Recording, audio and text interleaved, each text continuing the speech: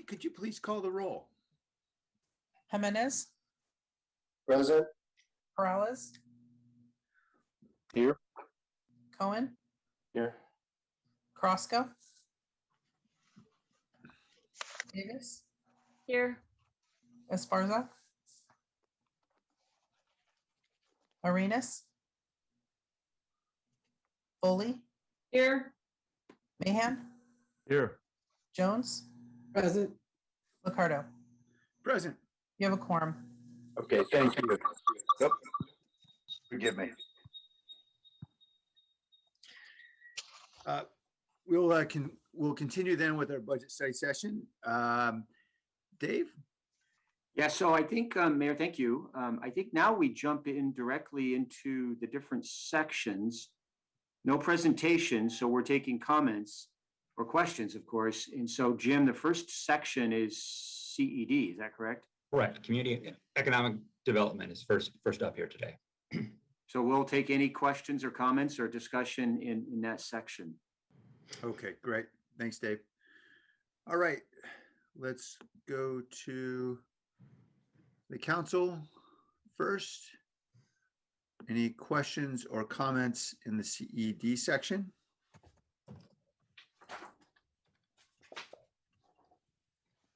Councilmember Davis.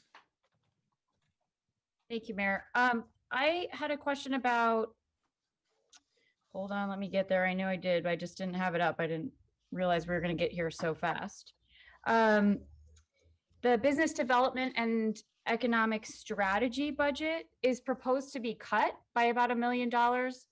And I understand workforce development and totally support workforce development, almost doubling their budget.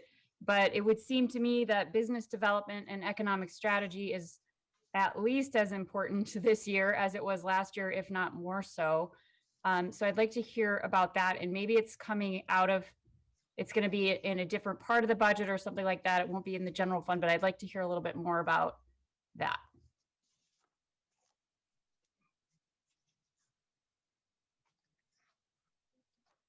Councilmember, can you real fast, this is Jim Shannon, Budget Director. Can you point me to the page? I'm just going to look at it real fast. Sorry, I don't have the page up, Jim. I just had it in my notes. Just a moment. You're looking at, I'm probably looking at the program budget. Let me just sort of. And it was business outreach and assistance. It's business development and economic strategy. It may be just a carryover from an amount that was re-budgeted from a prior year. Okay. So it may just be some one-time funding that is expiring. So what I had in my notes, thank you. What I had in my notes was the 2021 adopted was 7.3 million, and the proposed for 21-22 is 6 million. Okay, he says business development and economic strategy. Let's track that down, see where that pops up there. Thanks. And we can move on. I'll look for it so I can have a page number, but I just wanted to make sure I had that question out there. Sounds good. No, we'll track it down. Thanks. Councilor Davis, anything further? That's it. Thank you. Okay, great. Any other questions on CED? I just had one, which relates to the 11 positions in planning and building that are referenced on page Roman numeral 7-13. 7 positions that are being eliminated. I know that there aren't any layoffs this year, which is a great thing. Can you tell me if the positions are being eliminated? We know we have tremendous needs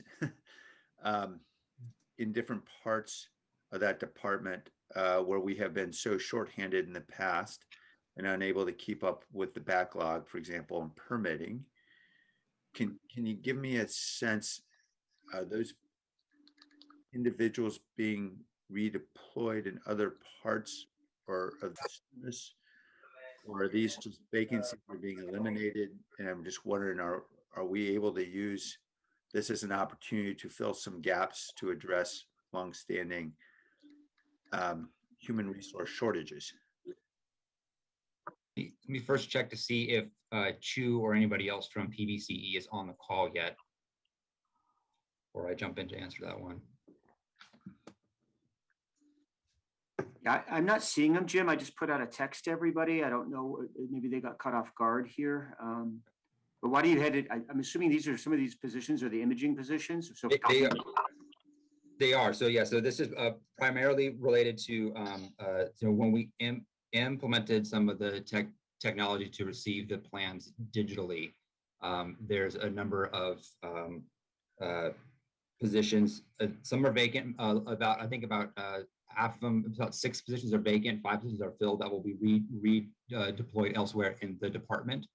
And so it's really looking at the service level that was being provided to receive and scan plans. And that service is being, effectively implemented by some of the technology improvements that we've done over the past couple of years. So redeploying those types of staff. So typically those who are office specialists and senior office specialists, staff specialist type functions. Okay, so these aren't actually They're inspectors. not, right, they're not inspectors and they're not plan checkers. I got it. Okay, so, but they are being redeployed in other parts of the organization. Correct. Yeah. So I think those I think there's 5 positions there that are filled, so they're being redeployed in other vacancies within the department. Okay. Yeah. Thanks, Jim. Other questions or comments? Mayor, I found the page number. Okay. It's Roman numeral 7-14. It's the city service area budget summary.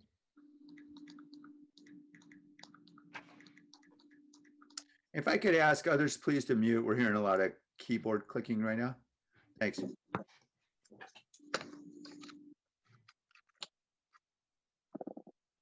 Oh, it's one of the core services, I think. Okay.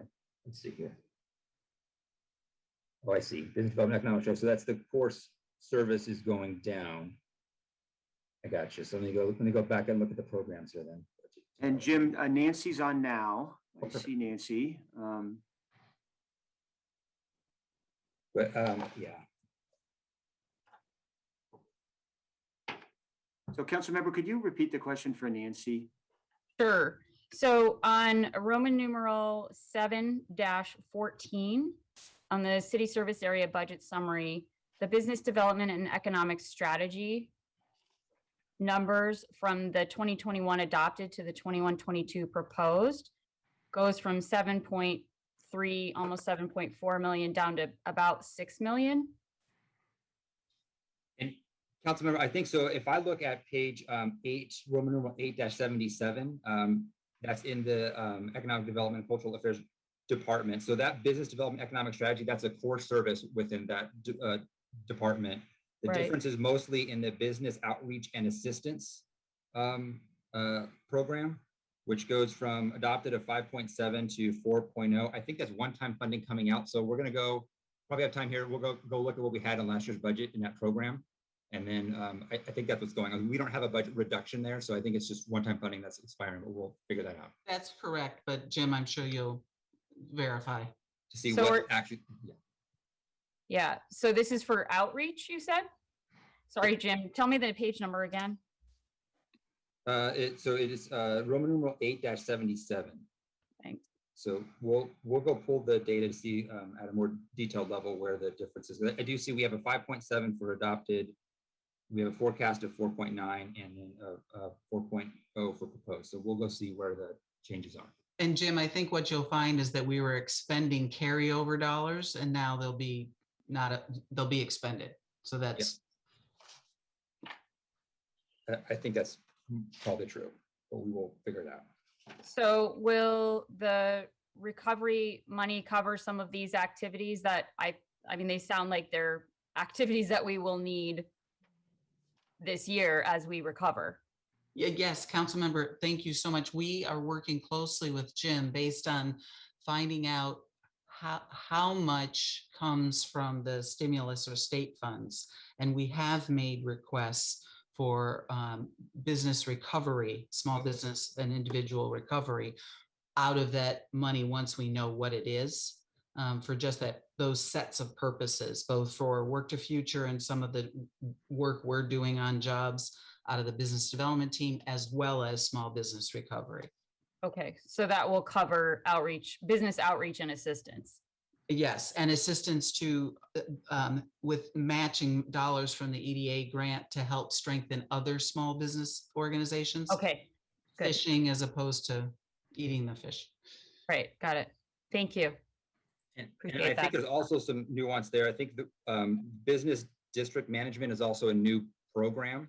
And so I'm talking to staff right now. So I think some of the funding that was in some of these other programs are now shown in business district management. And so that's part of what's going on. As you look in the earlier 1920 actuals and 2021 adopted, there's $0 there for business district management. So I think that's a bigger part of this of the story there. Okay, great. Thank you. Okay, other questions? All right, given the fact that we seem to be moving along at a faster clip than expected, why don't I take questions from the public on this section, and then we'll come back to the next section? Is that right, Dave? Yeah, that'd be great. Thank you, Mayor. Okay, great. All right, questions from the public on, and we're talking about the entire community economic development service area. Is that right? That would include housing, economic development, That's correct. cultural affairs. Yep. All right, if there are any questions from the public on any of those items in the budget, we'll be happy to take them now. Comments? Okay, we'll keep going then, and we'll come back to public comment at the end as well. So give public a chance then as well. So, all right, what's our next service area? Our next service area is public safety. All right.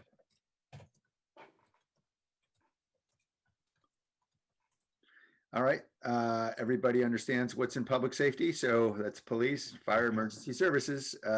Questions from my colleagues?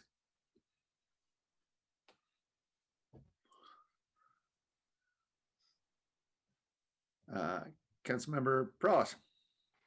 Yeah, thanks, Mayor. And this is based on obviously some of the recent news and feedback we've been getting from our reimagining community safety process. And I know we're going to have a conversation next week, an update and conversation at PISFIS, or the Public Safety Finance Strategic Support Committee. And so, that may be the more appropriate time to have that conversation. But I am curious what the city manager's office is thinking in regards to, is that process going to need some, more allocated resources, specifically based on kind of the trajectory of where we think the conversation will go next Thursday on how that process may shift. Yeah, so thank you, council member. I'll let Angel kind of help me here.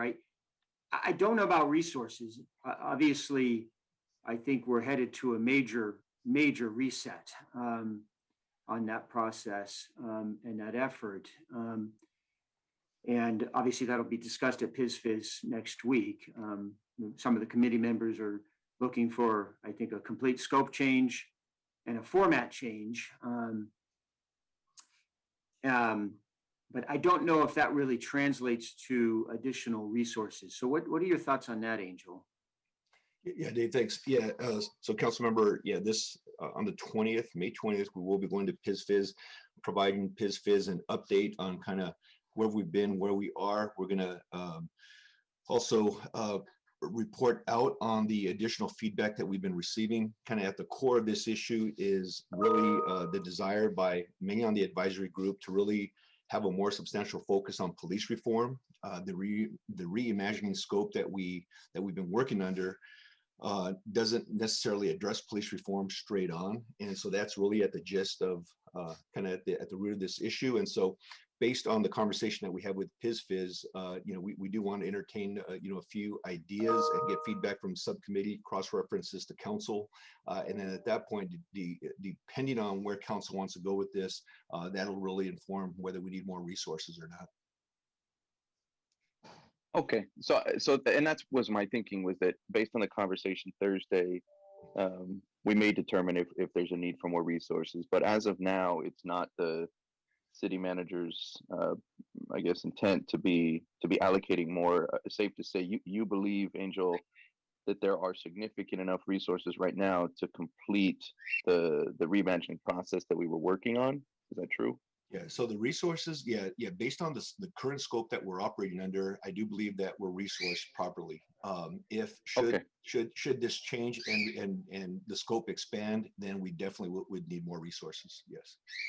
Okay, and I think, based on obviously what we've been talking about, Angel, and what the city manager just stated, and I think what we all understand, we probably are in line for a reset.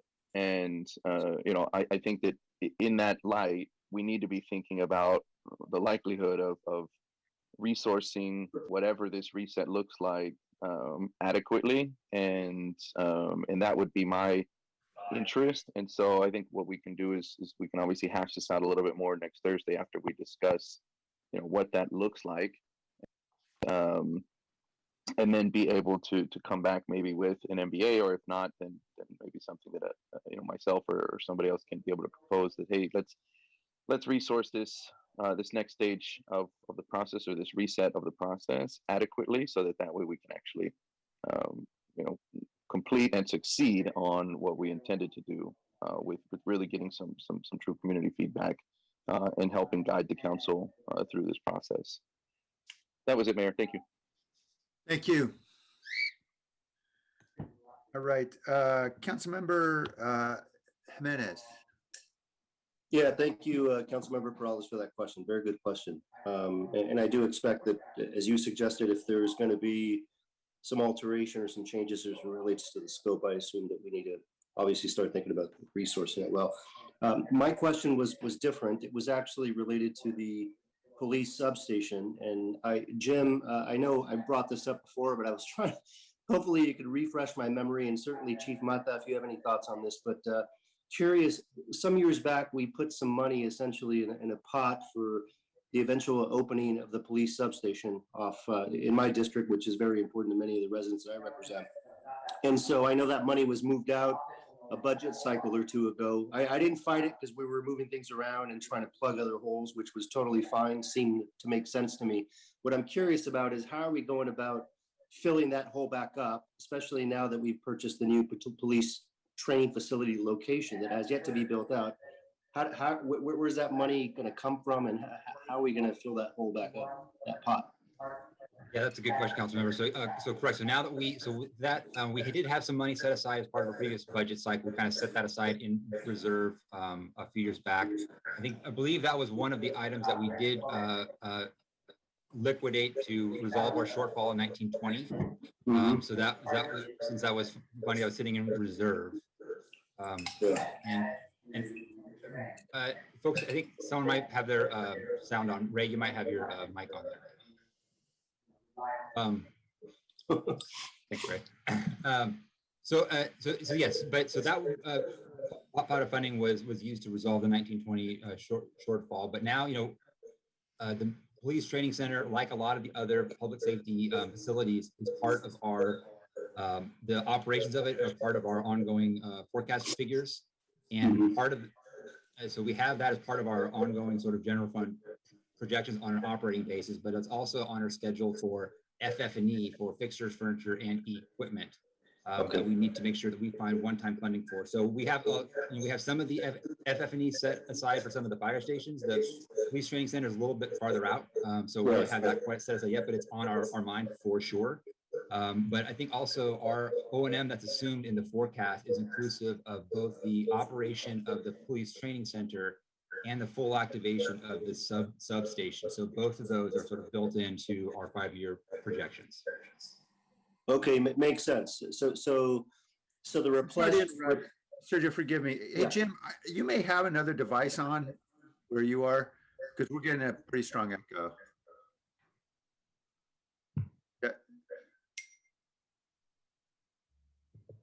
Do you still hear it when I mic?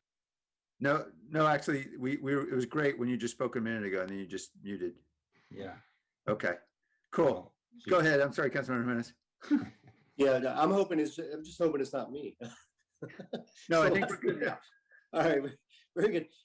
So so the replenishment of that fund is gonna, the way I'm interpreting what you're saying, Jim, is it's on your radar. There's other things we're doing in a few years, or because I understand the timing is important as well, right? We want to time it and have that money there when that police training facility actually opens up. And I know that's going to be several years out.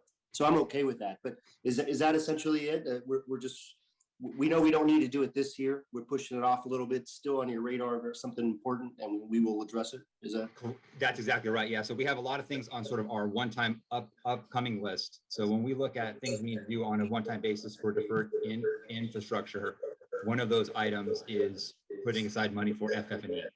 So that will be part of our thought process. As we get closer to it, we got to make sure that we have the money set aside to be able to open those facilities. Okay, thank you so much. Just again to reiterate, just the importance of opening that up finally to the public is very much on my mind and the mind of many of the residents that I represent. It certainly hasn't been open for public use in its truest sense since it's been built since it was built many years ago. So looking forward to that. Thank you. All right, thank you. Councilmember Cohen. Yeah, thank you. Back when we were discussing the audit of the police budget, we had a conversation about the trade-offs between overtime and staffing. I know that one of the answers is that clearly we pay more potentially by hiring a staff to replace the amount of overtime. But we did, I think at the time there was some talk of considering how we might transition to a few more full-time staff this year rather than relying so much on overtime. Is there any of that built into the budget yet? Has any of that thought happened yet about what we might do as far as adding more staff and reducing overtime? Thanks, Councilor. I'll start with that one. So we have that. We owe you an MBA on that topic. So that's one of the ones we wanted to get out as soon as we could. Unfortunately, we didn't get it out by today. So we will provide that analysis for your consideration for sure.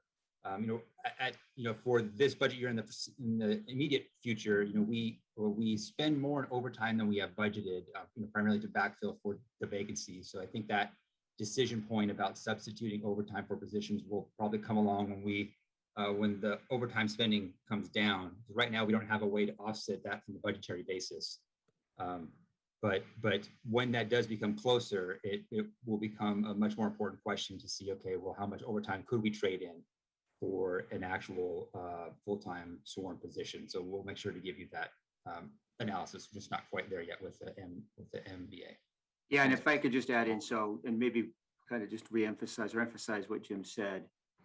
Certainly appreciate and understand the concept that we're talking about here and the kind of the common sense kind of nature of it. We're so far out of whack on our overtime in terms of exceeding our budget that there's no way to kind of really right now get to savings because we're over budget. So anything we bring down, we're still not even getting to the root of the issue. And then the actual issue itself is fairly complex in terms of how that would work. So this, obviously the MBA, we've got kind of a lot riding on it. So we're not dismissing the issue and we're not losing track of it for sure. I just want to reassure you that, and we're trying to work through it and bring forward something that kind of makes sense for everybody.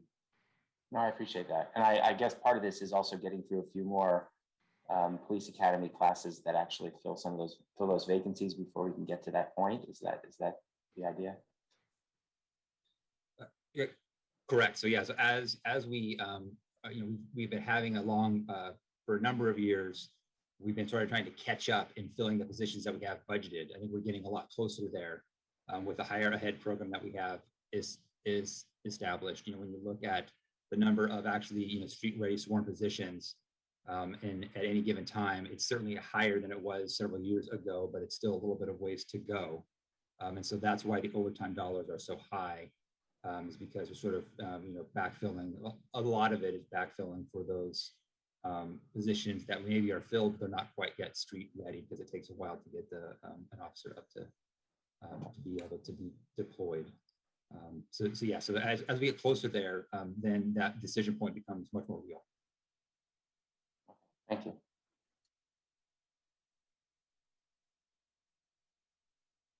Thank you. Councilmember Foley?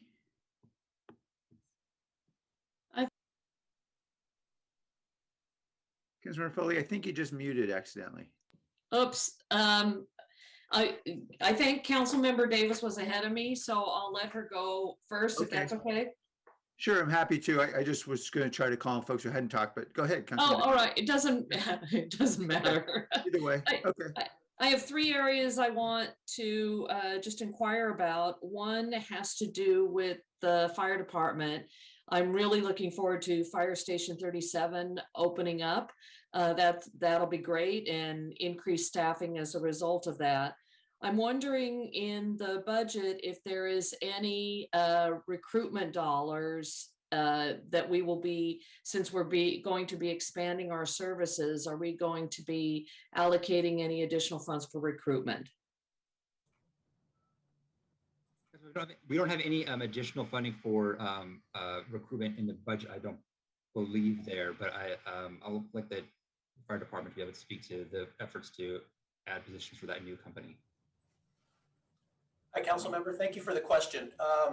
Directly, no. However, just sort of going into this budget process, we initially, we still targeted an overall reduction. And so in thinking about how to approach our recruitment challenges, what we did is we proposed a civilianization strategy that would take part of our HR unit's workload and move it under a new program, giving more capacity to our HR personnel to focus more on recruitment. And again, certainly there's opportunity for us to invest more and do more, but given the conditions that we were under, we were looking for a mechanism to get there. And I think we did avail more capacity for that unit. Great. Thank you for that response, Chief. I appreciate it. And you and I have had this conversation about recruitment and how important it is. I know you're probably facing a number of retirements in the next year, and that's of concern, as well as the increase fire station and expansion of Station 20. Also, I wanted to know if in the budget or in those efforts, those hiring efforts, will you be focused on female firefighters at all, as it was in response to the grand jury report? Yes, thank you for that as well. We intend to continue providing our annual boot camp, and we are right now working on a few items that came up recently under the grand jury report to work on working conditions as well. But certainly, the good news is we have a little bit of space in that we have an active academy right now. We won't be recruiting our next class, we believe, until the fall, or onboarding our next class until the fall. And we have a pretty robust eligibility list right now that offers, I think, a great deal of diversity. So we do have some time in terms of planning our next new recruitment cycle and process. Great. Thank you very much. I appreciate that. Then I have a question for Chief Mata regarding your budget. I'm really glad to see the higher ed program is still part of that. That's an important component of our budget that we adopted a couple of years ago. Can you tell me if there's any dollars, or if you're considering allocating any of your budget to increase the traffic enforcement unit?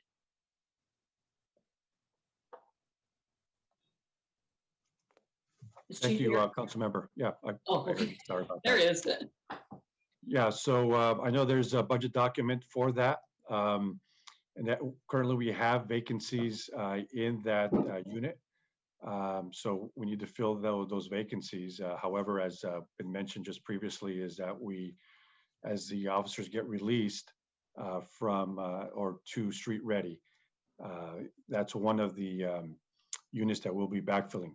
Right now, it's to maintain our patrol officers to respond to calls. And then more importantly as well, is we have a couple of vacancies in the investigations unit, such as burglary and also assaults. So again, we're as the officers are released, then we're going to plug them into the priority units, and TEU is one of them. And again, we'll also be taking a look at the budget document on that those positions. Thank you. Can you tell me how many officers you have in the TEU unit right now? You said you have Sure. full vacancies. That's unfortunate, but you've had some Let's see. promotions too. Yeah. So we have, let's see, currently we have, well, this is an old staffing report, and I may ask one of It's my okay. colleagues here to jump in. We're authorized 30 in traffic enforcement unit. This is as of, I'm looking at a report as of March 5th, Okay. 21. And so we have, looks like we have 23 officers there. Okay. All right. That helps me. And what do you project? What are our current number of sworn officers, and what do you project at the end of the year? I know we're budgeted for a higher number, but what's our actual numbers? The actual number, well, after this budget, I think we were at 1159.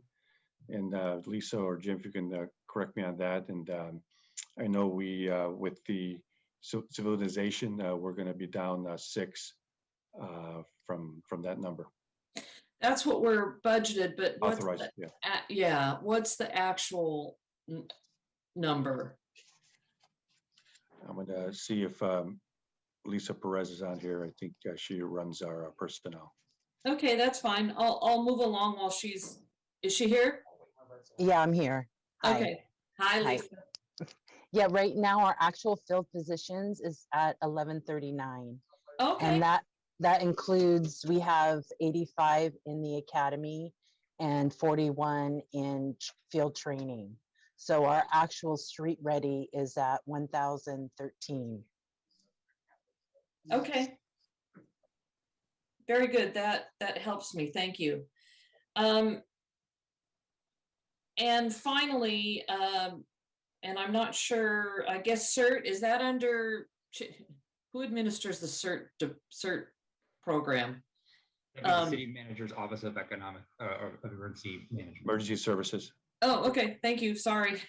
So You know, Ray 3 should- years into budget and it's so confusing. But that's fair.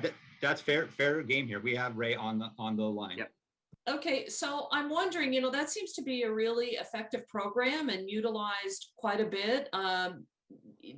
Is there any plans? Do you have any plans to expand those volunteers? That's a great way to use some of our residents who are very committed to the CERT program and volunteering. Is there any thought or consideration about volunteering or increasing? Yeah, Council Member Foley, this is Jay McCamus from OEM. Ray is actually taking some much needed time off. Good for him. Yeah, so yes, we definitely have plans on expanding the program. In fact, we have a class that is being conducted right now, and we have plans for more. We shifted funding from a vacant grant position to make our program, CERT program manager's position full-time. It was previously funded by a couple of different funding sources, and we felt that it was important to keep that as a permanent position. Great, and how many volunteers do we have in the CERT program roughly? We trained, I would have to get those exact numbers to you. We trained a couple hundred in the last about year and a half. We've been working virtually, so it took us a little while to put together a virtual training package, but we currently have 28 folks in the current class ongoing. Each class runs a couple of months. So, if you do the math, it's about 150 a year that we can train. That's great, Jay. It's a wonderful program. I'm glad to see that it's still thriving and surviving. With that, that's the end of my questions. But Mayor, I just want to apologize for intervening on managing the list of speakers. I didn't want to jump the queue. Actually, you didn't. I actually made the mistake of believing that Councilmember Davis had spoken on this item. She spoke actually on a different section. So I'm sorry. I just can't skipped her thinking she had already spoken. No Councilmember worries. Davis? I just didn't want to interfere. No, all good. Councilmember Davis? Thank you. And I want to thank Councilmember Foley for her questions. She asked a couple of questions that I had and ones that I didn't even think of. So you're all good, Councilmember Foley. Wanted to understand again, looking at the city service area budget summary, that's Roman numeral 7-51 for the police department. Want to understand what's in strategic support for other public safety, strategic support for public safety, because those are both decreasing. And then from the 2021 adopted budget, and then the respond to calls for service and patrol support. I understand that strategic support, I'm guessing, is where the civilianization comes in. And I saw the savings for those, but it didn't add up to the about 7 million difference. And I know that we're also increasing the number of positions for responding to PRAs and data requests. So I just want to know what's in the strategic support, other public safety and strategic support kind of just in general versus the respond to calls for service and patrol support. So that's kind of a big, long question. And then a shorter one while you're thinking about that this is for Jim. Are the new contract numbers included in this budget, or will that be an MBA? And it's possible I missed the MBA for that. Thank you, Councilmember. No, so just to answer your last question first. So the police budget does not show that contract. So we have funding in the salaries and benefits reserve, which is shown in a different section of the budget. This is without that cost built in. Okay, got it. Thank you. I was just wondering, I'm happy to see the respond to calls for service and patrol support go up, but I wasn't sure if that was just the increase if it would be an increase in service or if it's just increase in salaries. I think that's just part of their base overall cost increase primarily there. I'm trying to looking at the other strategic support, public safety, looking through the budget programs there to get a handle on it. And if there's a table that shows me that and I just didn't find it, Jim, you can just point me to the table and I can look.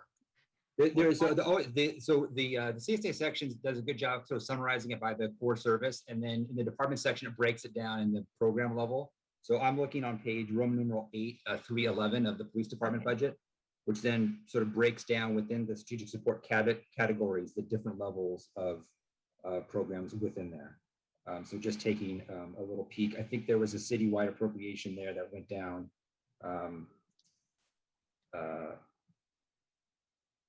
And what I'm really trying to get at is what services are being, how will the residents be impacted by that? Because it's a $7 million difference on the strategic support other, and then the regular strategic support, it was I think a $2 million difference. So I'm just trying to get a sense of,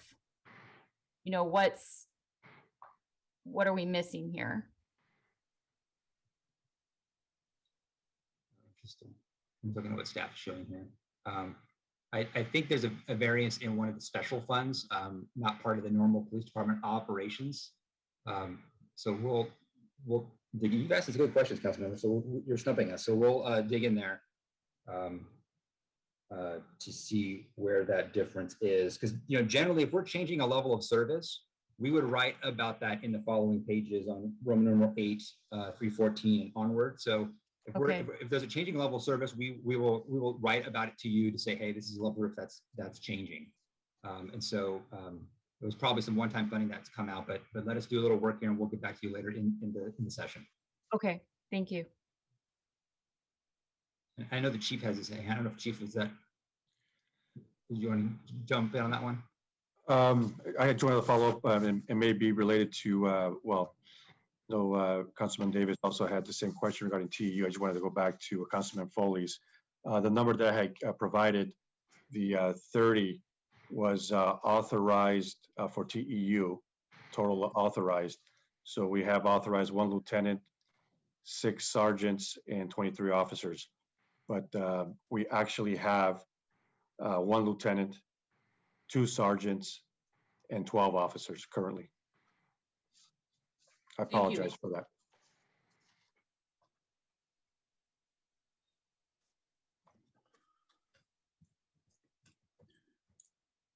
Thank you, Chief. Councilor Davis, did you have a follow-up on that? with the No, chief? that's it for mine, although I was cringing at the numbers. So we're 13 officers short, or we're 11 officers short on TEU. That's correct. Thanks. Could I just clarify that a bit, Chief? As we look at the total vacancies department-wide, because I know we're getting pretty close to our total authorized positions. Can you just compare the number of vacancies we have department-wide with what's in TEU?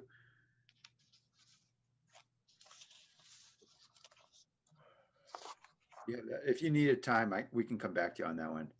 If I could jump in, this is Lisa Perez. Thank you, Lisa. I think what you see is the difference between the actual vacancies and what like we're reporting in TEU as vacant is because we have so many people in training. So while our filled sworn positions that are 1139, we still have 85 in the academy and 41 in FTO. So our actual street ready is 1013. Okay. So when we say vacancies in TEU, because we Right. don't have street ready bodies, there's 13 vacancies there, but we do have people in training that will eventually fill those. Okay, that's super helpful. It sounds like we use a different definition of vacancy essentially when we're talking about department-wide versus individual folks who are out there on the street doing the work. Is that fair to say? Yeah, operationally, we're saying those are operational vacancies that rather than true vacancies, because we have folks in training ready to fill those spots at some point. Okay, super helpful. Thank you. Councilmember Mahan. Thanks, Mayor, and good morning, everyone. You know, I wanted to ask kind of a higher level process question, as this is my first time going through this process with everyone. Appreciate the level of detail. I think Councilmember Davis had some pretty impressive questions there, so I got to up my analysis game. Good work. The higher level question I'm just trying to get my head around is how we can be and to what extent we're being really outcome driven here. And so as I'm going through these CSAs, and I think I could ask this process question for any of the CSAs. I mean, it's not specific to public safety necessarily, but I'll just use an example. So I'm looking at the dashboard on, of course, I love dashboards. So Roman numeral 749 on the summary for public safety, and we have our priority 1 calls, priority 2 calls, what our target is, and where our performance is. And this is something that came up for me a lot at the doors when I was talking to voters, just something I know our residents care a lot about. And the disconnect in my mind that I'm just trying to make sure I understand in terms of the overall process we're going through here is when we set these targets for things that are important to residents, to what extent should we expect that the key budget actions a page down are responsive to those targets? Because I'm not seeing as much connective tissue as I would assume. And I understand budget limitations and all the rest, but I'm trying to understand how the key budget actions are meant to drive us closer to those targets. And I don't see that spelled out explicitly. It's not clear to me how our budget decisions are actually bets we're making to move us closer to the targets. I can kind of imagine in a couple of cases, and this might be a question for Dave just overall on as we go through these CSA summaries, how should we think about the connection there? I'd love to see as explicit of a connection as possible, but how should we be reading these? Yeah, so that's a good question. I think I'm going to talk holistically for a minute. Yeah. Too. I'll just say, a lot of we have the dashboards and we have targets. We're not always resourced to meet the targets. In some places we are, in some places we aren't. And Jim can probably help elaborate on that. And so, especially I think in public safety is an area where I think we would safely say we're not resourced to meet all of the targets that we have. And so, but you can't necessarily, doesn't always work just to necessarily set the targets at what you're resourced, because Sure. we obviously are expecting better and wanting to do better and doing everything we can to do better. So I guess that's kind of my holistic answer. I don't know, Jim, if you have anything to add to that. Yeah, I think obviously that's very, very true. And I think, in terms of, some of the budget proposals that you see in the document, and police is maybe a good one in particular where, some of the key performance metrics, you don't see proposals to add, sworn staffing here that would ultimately help drive, those actuals closer to the target is like Dave said, because of the, massive funding constraints that we have. But then there are a lot of other things that maybe are sort of critical to the core of the departments or holes that we need to sort of plug that often come up as budget proposals. So a good one for police in particular is the amount of resources that we need to allocate for public records requests. That's one of the biggest proposals actually in police for 21-22 is to sort of plug that hole, which we have to do. We have to respond to what is legally required for us to respond to these records after we request.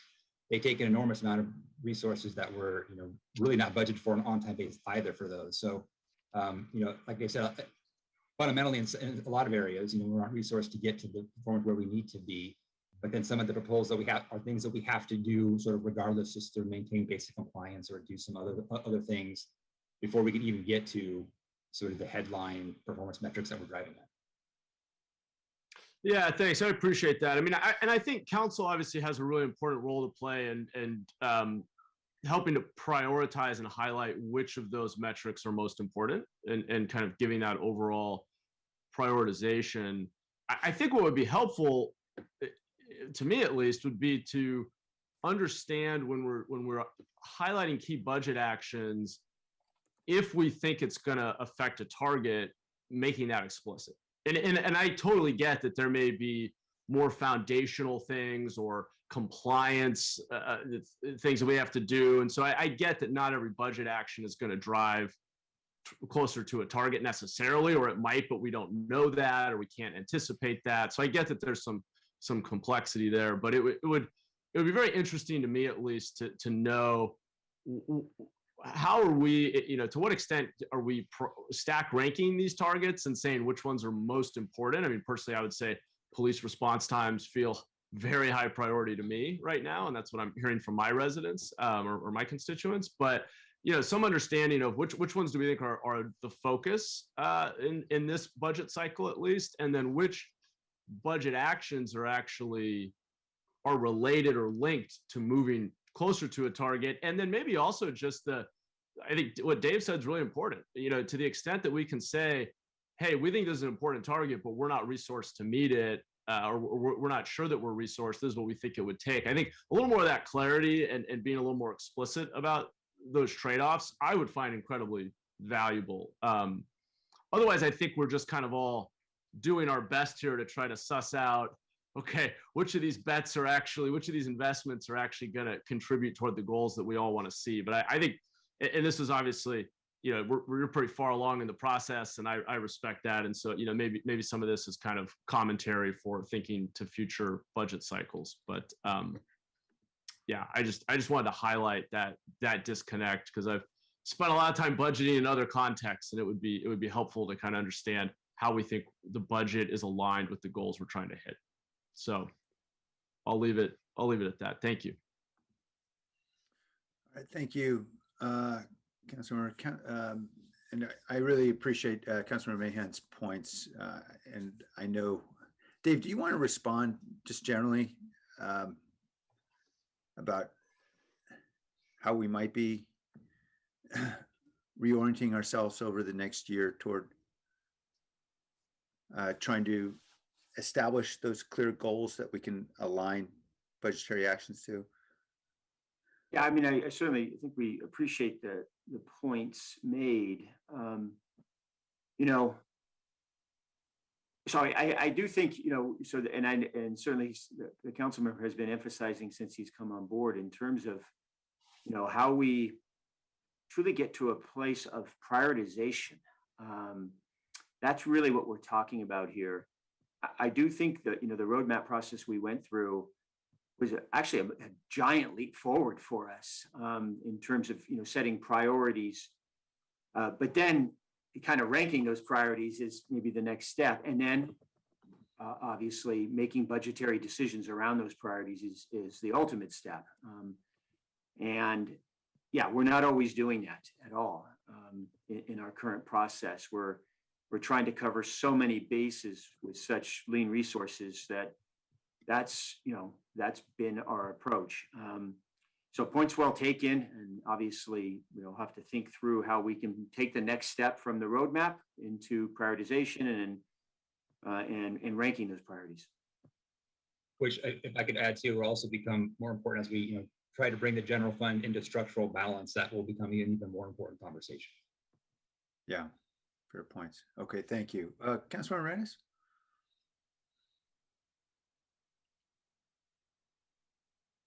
Thank you, Mayor. I have a couple of questions around the sexual assault reserve that was set up to acknowledge some of the increase of sexual assault throughout the years. And I really appreciate how our police department has pivoted and responded to this need. It has been just really wonderful to work with our chief, Amata, and all of the departments. They really get what is happening to our community, and specifically to our Asian American community that it doesn't have the same number of reports, and so that represents an underreporting that is just as concerning as the numbers that are coming in for children of color. So what I wanted to ask is there sufficient resources in that reserve to meet the guidance that council has provided and to meet our goals?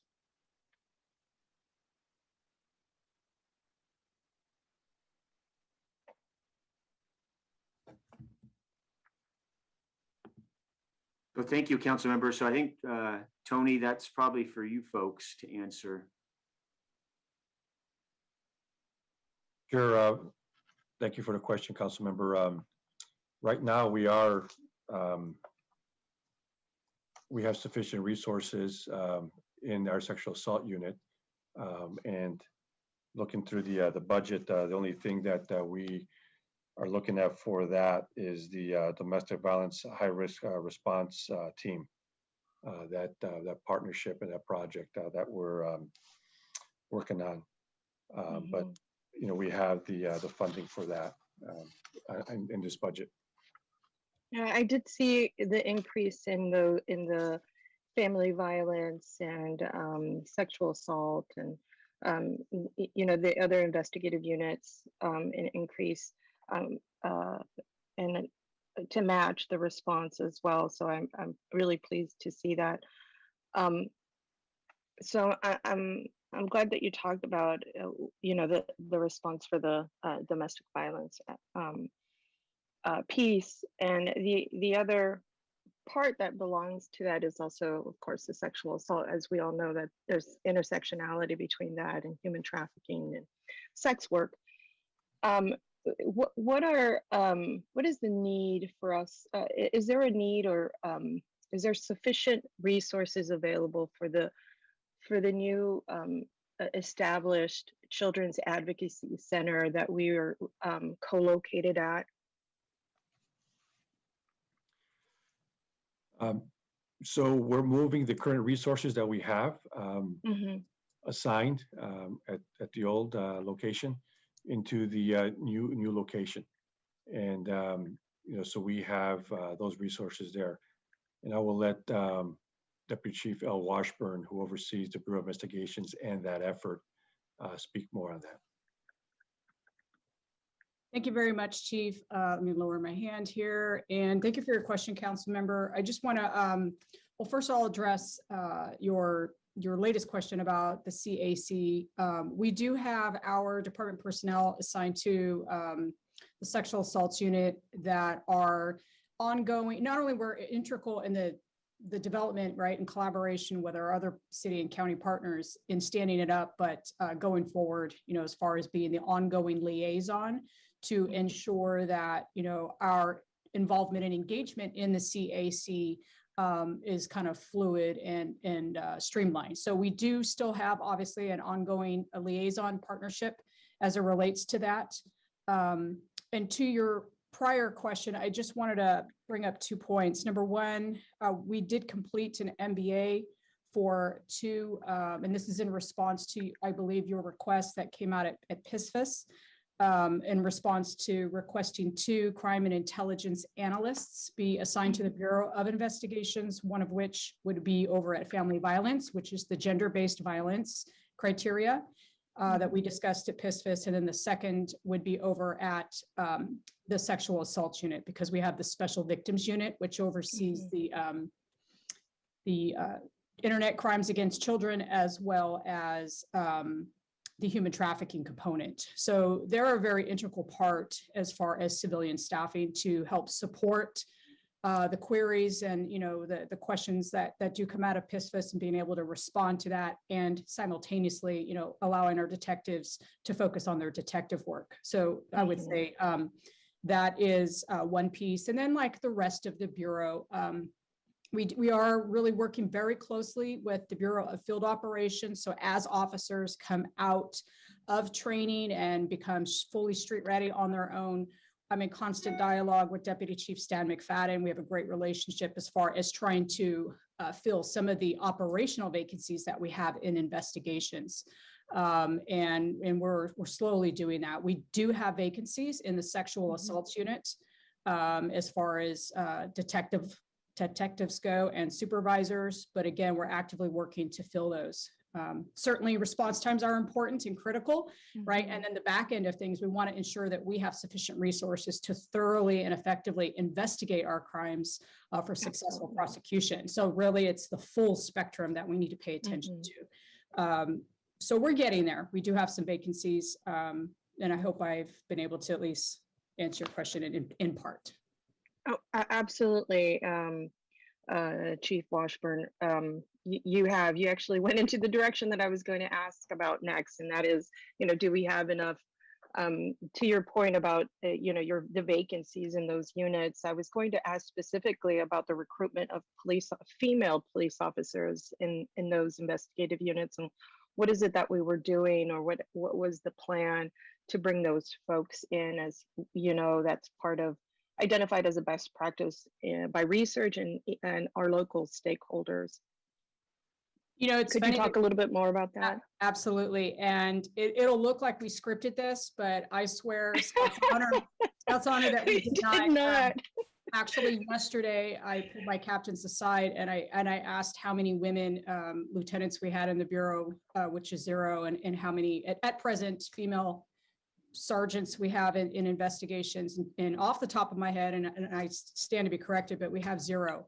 And obviously, as a female deputy chief here in investigations, I want to see what we can do to make that different. In part because when we're working with survivors in particular, I do think it's very important, right? Everybody in the police department brings special gifts to the table, and we want to make sure that we are representative and inclusive, even in investigations. So it's no fault of investigations. It's a tough profession, and I think it starts in coordinating at the chief level, at recruitment, and with the Bureau of Field Operations. And so we are actively working on incentivizing and trying to do what we can to informally mentor our female detectives to then come back and promote within a supervisory role and come back to the Bureau. So it is something on my radar, and I'd be happy to talk offline about that. I don't have a strategic plan for it yet, but it is something that it's very timely, your question. We're working on that. Thank you so much, Chief Washburn. And no, we did not coordinate this, but I'm just so pleased that we're on the same page with this. Otherwise, if we had coordinated, we would have done a shtick or something, right? To go along with this. Okay, so my next question is about so our new established partnership with the Children's Advocacy Center, I know that this was part of the conversation that we had in the joint meetings with the county in terms of exams. And I want to make sure that we're correctly funded, that we have the resources that we need to refer all children for evaluation or for exams and treatment. So I wanted to, I don't know if you would know that off the top of your head, that's something you're also working on, or if you could follow up on that just to make sure that that we match that and that there isn't any concern on our partners end in terms of not funding, not approving an exam because we don't have the funds. That would be that should be the least of our concerns and the concerns of our families. Certainly. Yeah, no, I would have to do some follow-up on that. I would agree with you that, you know, all things considered, that funding should not be the determining factor in whether or not a child survivor, you know, receives an exam. So, and certainly when the CAC, you know, has the collaborative partnership we do with the county. But I will absolutely look into that and provide some oversight in that area and ensure that that is not the case. So thank you for that. Great. And those are my questions. I did have a question about the CERT program, but Council Member Foley asked that question already, so I appreciate it. I think that's in the mind of all of us as we're still in the middle of this pandemic, but trying to make an effort towards recovery. So thank you. Thank you. And Deputy Chief Washburn, since we haven't had an opportunity yet to speak in live or in Zoom, congratulations on your new position. I just want to double down on something you said. You know, I prosecute sexual assault crimes involving both child and adult victims for several years in the DA's office. And I know there was a direct correlation between the success of an investigation and whether there was a female investigator, or whether it was a child or adult victim. It made a huge difference in both the likelihood that a victim was, or a survivor was going to be reporting, was going to actually implicate the assailant, and whether or not they were willing to testify. All those things had a significant relationship to the relationship they had with the investigators. And so I really appreciate the point you made, and I hope it will be a priority for us, particularly in SAIU, but on other investigative units as well. So thank you. Thank you. Okay. Any other comments or questions? We'll go to the public if there aren't. Mayor, if I could jump in real quick to answer Councilmember Davis's question there. Staff did a good job trying to figure this one out. So the biggest difference here, so under the strategic support public safety in the police department budget section, so that's on page Roman numeral 8311, that biggest drop is attributable to the public information technology program. And that's mostly because in the 2021 budget, we had about $4.5 million to replace the mobile data computers. And so that was a one-time funding that we obviously don't have that in the proposed budget because that was a one-time. So that's that core service. And then in the strategic support other public safety, that difference there are primarily a number of grants that are specified for a certain year. So, you know, even though we get a lot of these grants every year, we're not guaranteed to get those grants. So we only budget them when we get them. And oftentimes we will rebudget at the end of the year. So some of that funding will roll over, but some example grants would be internet crimes against children grants, some urban areas security initiative grants, selective traffic enforcement programs. So some very specific grants that then get rolled over into the following year if they're not spent. Thanks. So we anticipate potentially getting those grants again, but it will be in a mid-year budget adjustment. Yeah, we'll typically, Lisa, if you could jump in, but I assume that we'll still be competitive for a lot of these grants on a going forward basis. I mean, we've gotten you WASI every time I've been, you know, every year I've been here. So, okay, so, thank you. Exactly. I appreciate that. Yeah, and we would normally recognize those funds when we formally receive the reward at like a separate standalone city council item. Got it. Got it. Thank you. Thank you.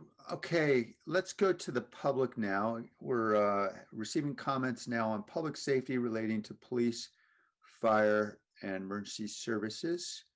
So we'll go first to Nihar. Welcome.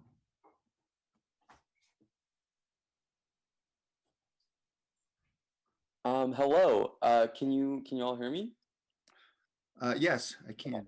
Thank you. Hello. Yeah, and thank you to the City Council for hearing my public comment. I'm a member of Sacred Heart's Racial Equity and Community Safety Committee, or REX for short, and I'm calling today to support transforming the Reimagined Community Safety Task Force into a Blue Ribbon Commission. A sworn officer makes over $200,000 a year, and recently the police have just signed an agreement to receive a 3.85% wage increase each year for the next 2 years, which shows there are funds available for more community safety efforts that could be used to establish a Blue Ribbon Commission.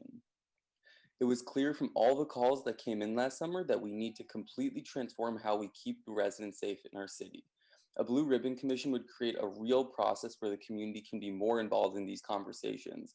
The commission could bring in experts, host town halls, conduct community interviews, and give the City Council a comprehensive report on their findings. Santa Clara County has had great success with the Blue Ribbon Commission, so why can't we?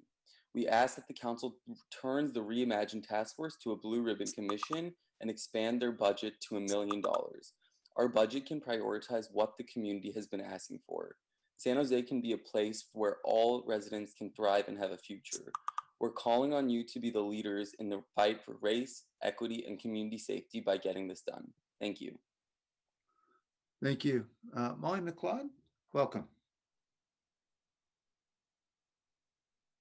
Good morning. My name is Molly McLeod, and I am wondering whether or not the access and functional needs budget, what was it increased for on emergency management? That was the biggest gap.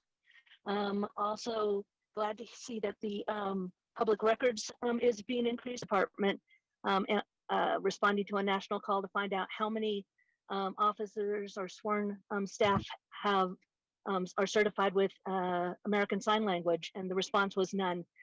This is a concern. Every department should have resources and be looking at the civil rights and accessibility for the residents. Similarly with the fire department, in responding in emergency, is the communication and durable medical equipment prioritized along with the person. It's actually part of the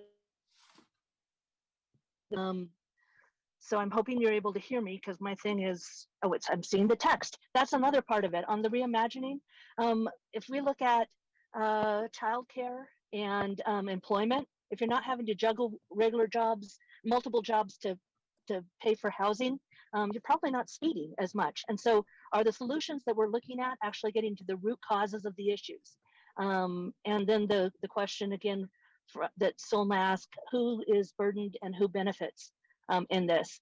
That's my input on reimagining the entire city services to include the whole community, especially people with disabilities who are multiply marginalized. Thank you. Thank you, Molly. Sparky Harlan, welcome. Hi, Sparky Harlan, CEO of Bill Wilson Center, and I was one of the co-directors of the Behavioral Health Contractors Association that developed the 28 million behavioral health proposal that's going to the state in 2 weeks that will provide over 11 million to the city of San Jose over 4 years to sort of divert non-emergency calls away from police department, and to also train the community on calling a new 3-digit number. We'll have a call center staff 24/7 to take calls from the community on both around homeless issues and mental health and in home. But the key part of this that we need San Jose to help us on is to join us in educating the community on using this new number and not always just call 911 and say, send the police.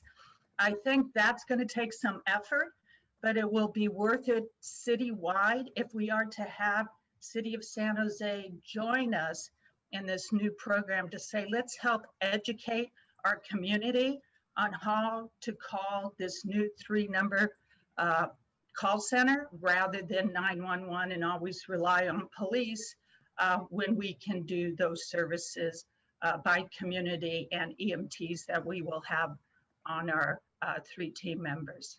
Thank you. Thank you. Liz Finney?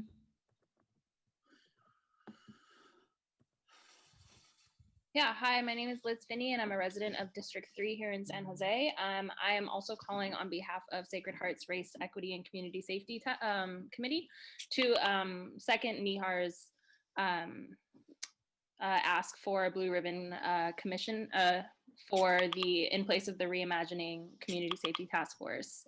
I think it's really important to have feedback from the community to actually meet the needs of our community, and I would also like to see San Jose become a leader in our fight for race equity and community safety. Thank you. Thank you. Mr. Beekman. Hi, it's Blair Beekman here. Last place, Blair Beekman. How you doing, everyone? I think I'm going to start the future of my public comments. If a matter is really important to myself, I'm going to say something like, you know, I only have 2 minutes to speak on this item. I wish I had more time to speak on this item, because I do. And so I will do that in the future. With 135 left, you know, yourselves as a city government has tried really hard, I feel, in the past few weeks and months to prepare us that we may very possibly be coming up with an upcoming natural disaster. I think you're at a loss right now where to go in the next few years and what direction we need to go in. And you made this very clear. We need to consider our direction. You know, the ideas of a Blue Ribbon Task Force about reimagine ideas to address the future of natural disaster instead of more and more police. I think that's an awesome idea for the next few years. I think Pam Foley mentioned what can be CERT program ideas. You know, those are really good examples of bringing the community involvement instead of more and more police, which I think you're asking yourselves at this time, which is awesome, which means we may be way ahead of the curve in the Bay Area compared to other Bay Area cities. So congratulations on that point. Let's really, you know, bear down and work on it now. And let's make it a community effort if there is an upcoming natural disaster in the next few years. And, you know, that way our better practices now can prepare us for that time and get us out of that time once it happens. And that's what will be saying in these next few weeks and months. And good luck on your work. Good luck how we can address maybe overtime. I hope we can address overtime issues. There's new ways to do that. And good luck in all our efforts. Thanks. Thank you. And finally, Lori Catcher. Hi, good morning, Mayor Liccardo and council members. My name is Lori Catcher. I live in District 6 in San Jose. And I also am a member of Search at Sacred Heart. I want to thank you for the opportunity to speak on the issue of public safety that's coming up this budget season. The opportunity for police roles to be civilianized presents a really great opportunity to increase the safety of our communities and the equity of power in San Jose. Many of the roles in the police department would be better fulfilled in jurisdictions outside SJPD, including mental health crisis and addiction related responses, youth and school outreach, and outreach and service to unhoused residents. I really appreciate Sparky Harlan's public comment and would agree that this is a great opportunity for the city of San Jose to participate in educating the community and helping our community to reach out to professionals that are trained in mental health, that are trained in working with youth, and to implement these changes in our city that can really increase public safety for all of us. So I urge you to revisit the police budget and look at these topics and these issues and put community safety first in this way. Thank you very much. Thank you. All right, let's come back to the council. Councilmember Perales. Yeah, thanks, Mayor. Just actually building off of what Sparky was saying. And actually, I just had a conversation with someone last night that was very happy and pleased this past year utilizing the new mobile crisis response team unit that was a pilot last year, and that our police department, in partnership with the county, has now made permanent. And the experience they had last year was very good. And I think that actually it was because not many people were aware of it, and as it has now become more popular, even though it has now been expanded to 5 days a week throughout the day. I guess the experience this individual was having was the last few times they have tried to call in for response of this team, they have been backed up.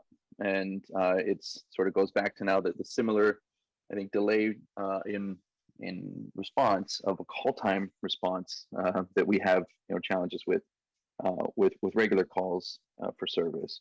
And so I would agree with wanting to make sure that we can promote the new program. I would also agree that what the county is looking at in regards to the newer model of how we can actually get more response with county behavioral health specialists and either EMTs or paramedics, because I know in the presentation we had at PISFIS, they were upwards of somewhere like 94% of the calls behavioral health goes to, they go to with an officer. And so this new pilot model that they're looking at can help reduce that.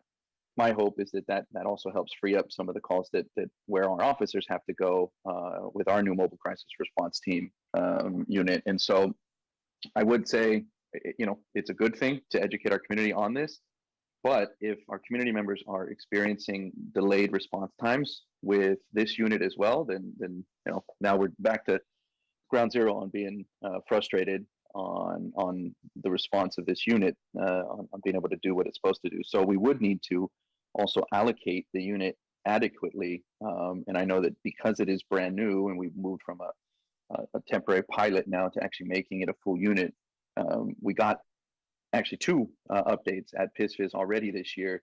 I think we need to monitor that closely to see what type of resources we need to put into that unit to ensure that it can adequately respond in the year ahead. So I don't know if there's any suggestion that needs to be made for this coming year, but I'm happy to hear from Chief Mata as well, just his thoughts on what kind of continued monitoring and the resourcing of this new unit looks like. Thank you, Councilmember, for that.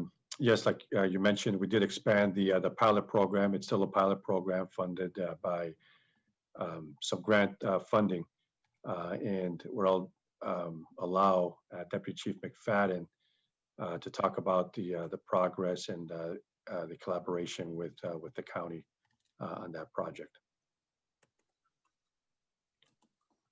Absolutely, thank you, Chief. The MCAT program has been very progressive. We're doing a lot, but it's been on borrowed bodies, meaning we have removed officers out of the beach structure to temporarily fulfill these duties. We do have some grant funding right now, but at the end of the day, we would like to have the unit staffed with permanent officers. Right now we're running on one side of the week, we have officers that we pulled out of the beach structure that are operating under a sergeant that was also pulled out. Then the other side of the week, we have overtime positions that are being filled. So the feedback has been great. The leveraging of county clinicians has been very progressive, and we continue to expand on that. We have looped in our dispatchers as well, and we've been having conversations at the table where, I think we're hopeful the day may come where if a person's in crisis, they can be resourced to clinicians directly, and MCAT can help with that facilitation. But that's where we are with the program right now. The support is overwhelming. And as Councilmember Perales said, it is gaining momentum. There's a lot of people out there that want to see more of them and see them have the ability to be more responsive and around the clock more. But again, at the end of the day, it comes to the resources that we're able to assign to that unit.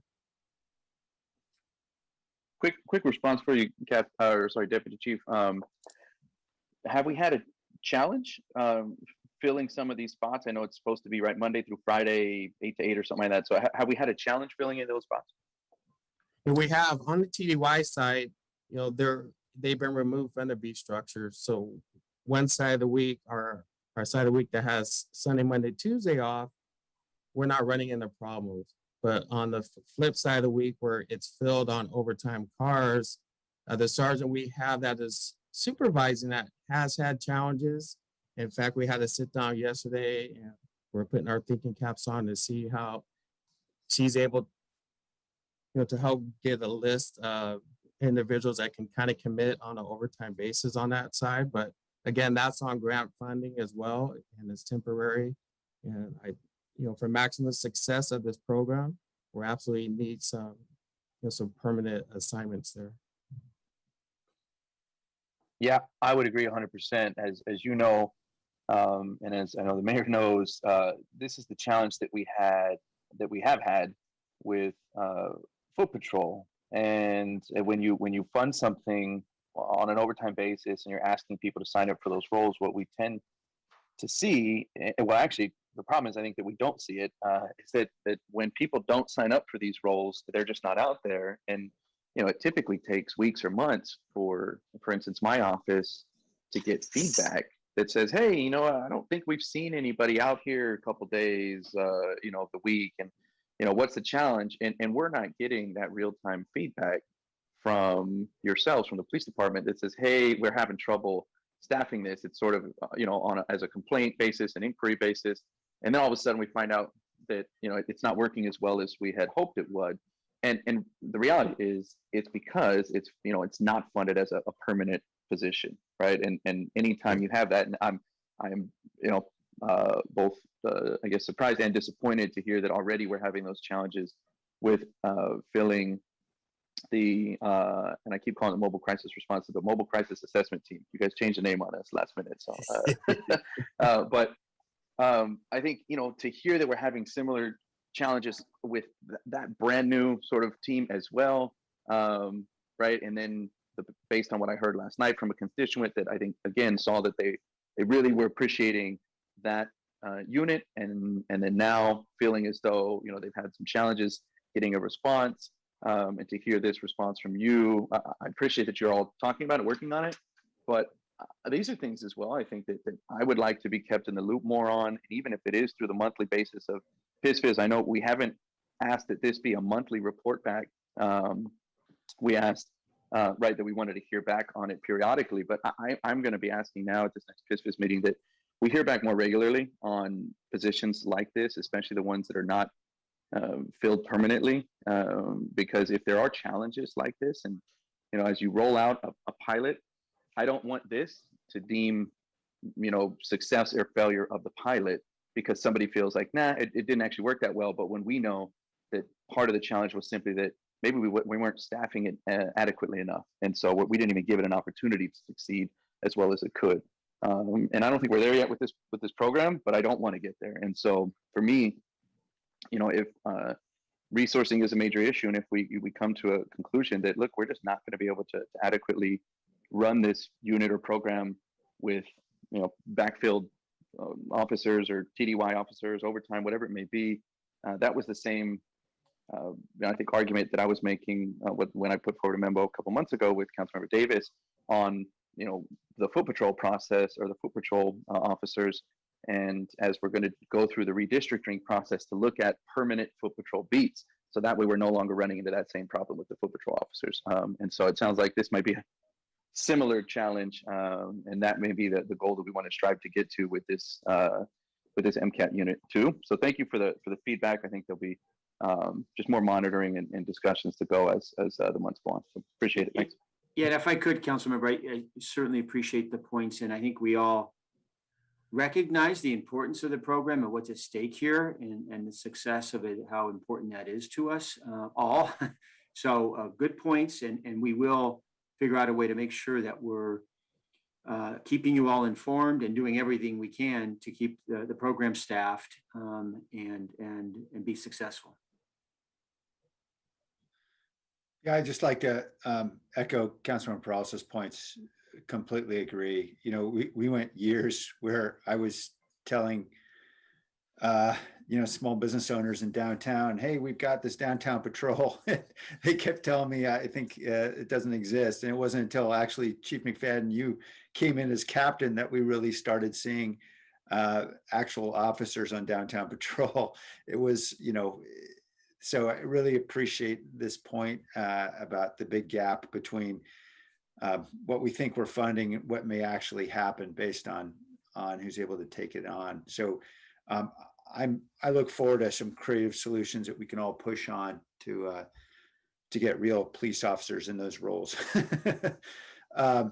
I also wanted to just ask a question to follow up on Sparky Harlan's comment, which, awfully important. A lot of work's has gone into trying to create alternative ways for us to be responding to mental health crises. And I guess I'm a little concerned about a strategy that depends on us informing the public on a different way to be calling, because we know how hard that is. And it would be ideal if instead the public was making the same calls, 911, 311, and we were simply deciding how we could best triage those calls to make sure they're going to the right people for the right kind of response. And I guess my question is, are we going to be moving to that model rather than to a model where we're actually expecting or depending on residents to know the difference of which number to call?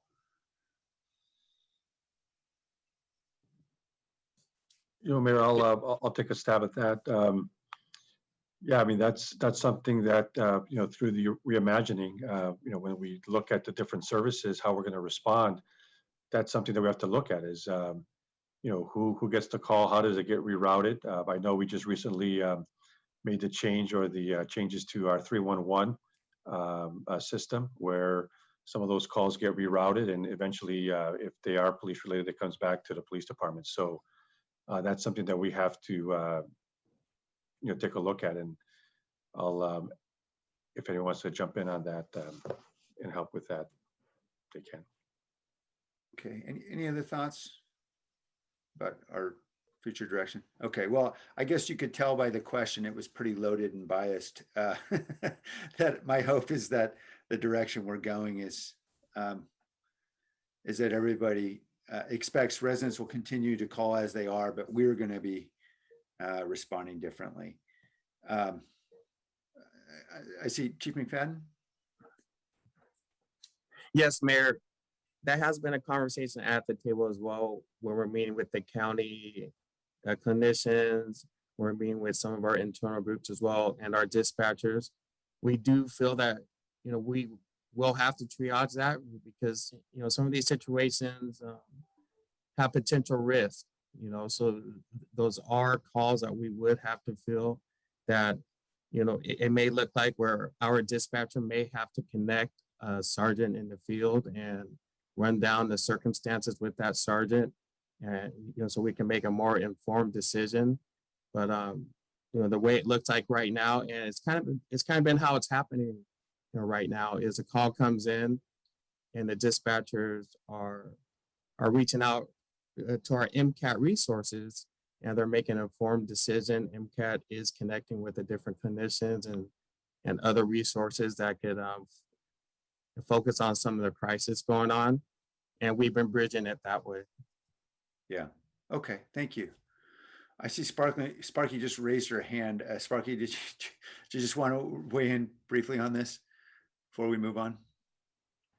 Yes, I've studied this a lot, and we also looked at that model of just going through dispatch 911 and then triaging and diverting them, like with even social workers at dispatch.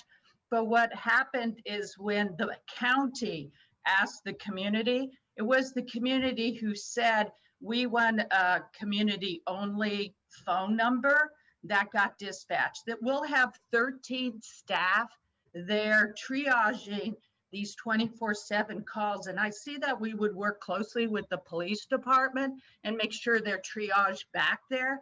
But it was 40 different groups that met who said they wanted this separate 3-digit number. So that's in there. I do think you're right. We have to figure out how to work together. And I think we will, but that's the model that is innovative and why the state will approve it, this whole community response. And we can talk more about it. I'm really looking forward to working with the city. This is something that we want to do in conjunction, not separate. Yeah, especially with the homeless population. I think that's going to be a huge benefit. Yeah, appreciate that. Thank you, Sparky. And obviously we'll learn as we go here, and appreciate all the work that's gone into creating this separate channel. And I think time will tell to figure out how exactly our residents respond, to know how best we can respond. Okay, I think that wraps up all the questions on public safety. Chief Sapien got away without any questions. It was very impressive. He did have one question, Mayor, I think, that he answered. Oh, he did. You're right. Yeah. Absolutely. Thank you. I'm sorry. Forgive me. All right. I suppose we'll move on to the next CSA. Yes. Yeah. Thank you, Mayor. So the next CSA is transportation and aviation. So we'll take any questions or comments on that section. Okay. John and John are both here. Transportation and aviation. Any questions or comments from the council? Or while folks are pondering, I will ask one question. John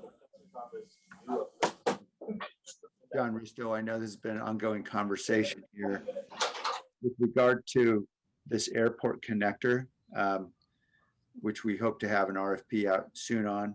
And thank you, Jessica, for joining. Do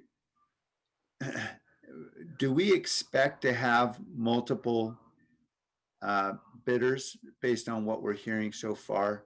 I mean, I know of at least one company who's very interested. I've heard rumors about others, but I just don't know how serious they are. Thanks, Mayor. John Russo, Director of Transportation. So just to catch up the rest of the council, the Airport Connector project is a follow-on to the request for information we did about 1.5 years ago that was investigating what new transit technologies might be available to connect the airport and actually all the way out to De Anza College. So this is the follow-up. What we're trying to do is actually get serious with the industry and see if there's really any interest or technology capabilities to actually do something like this. So to answer the question, Mayor, we have certainly been contacted by one group that is interested in responding to an RFP that we put out. So I can tell you that one has been in contact with us pretty seriously. We have also been contacted by a number of other groups, and usually these mean somebody that's got the idea of the technology teaming up with maybe a large engineering firm or a funding partner. So we have been contacted by a couple other entities, but I'm not sure if I can tell you how serious or are they ready or prepared to respond to an RFP. But for sure, one is pretty serious about it with a credible looking proposal so far. But the whole thing is we've got to get the RFP out in shape that they can respond to it Major. with all the things. So I think the answer is we're pretty sure about one, but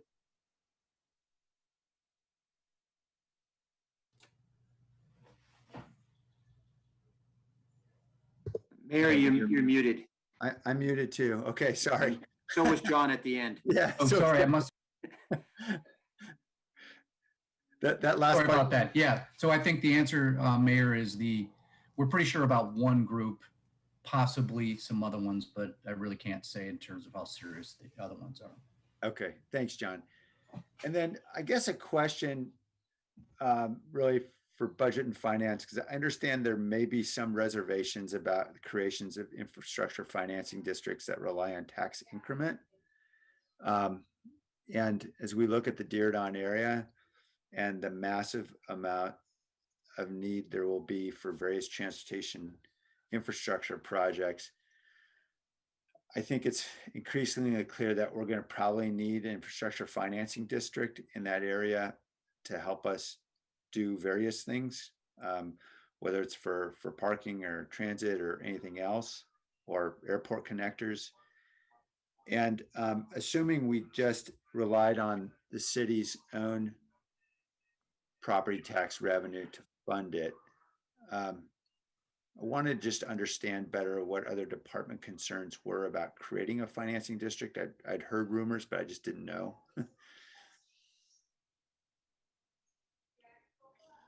I don't know if anybody wants to wait. I know we have taken some preliminary conversations, on that topic, and it's been something that we've been sort of working on, sort of on the back burner. There's always just making sure that from a sort of boring budget and finance perspective, make sure that it's feasible, that we can swing it. Given some of the history that we had with the redevelopment agency, but I know when you get to the project level, I know we've had some conversation on those too. I don't know if DOT or Public Works maybe wants to talk about some of the different types of projects that have been floated. Yeah, thanks, Jim. John Russo, Director of Transportation. I don't have a whole lot to add that we have actively done much research or work on financing districts. We're considering a parking district in the area that would be a combined effort. We would have to try to find a way to make that work, to fund it, and then manage it through some contribution from developer or users of that system. Probably the most informed we have been over the last couple of years is the work that VTA did in advance of the BART project coming through, that they did quite a bit of detailed work in terms of various funding or enhanced infrastructure districts using state law.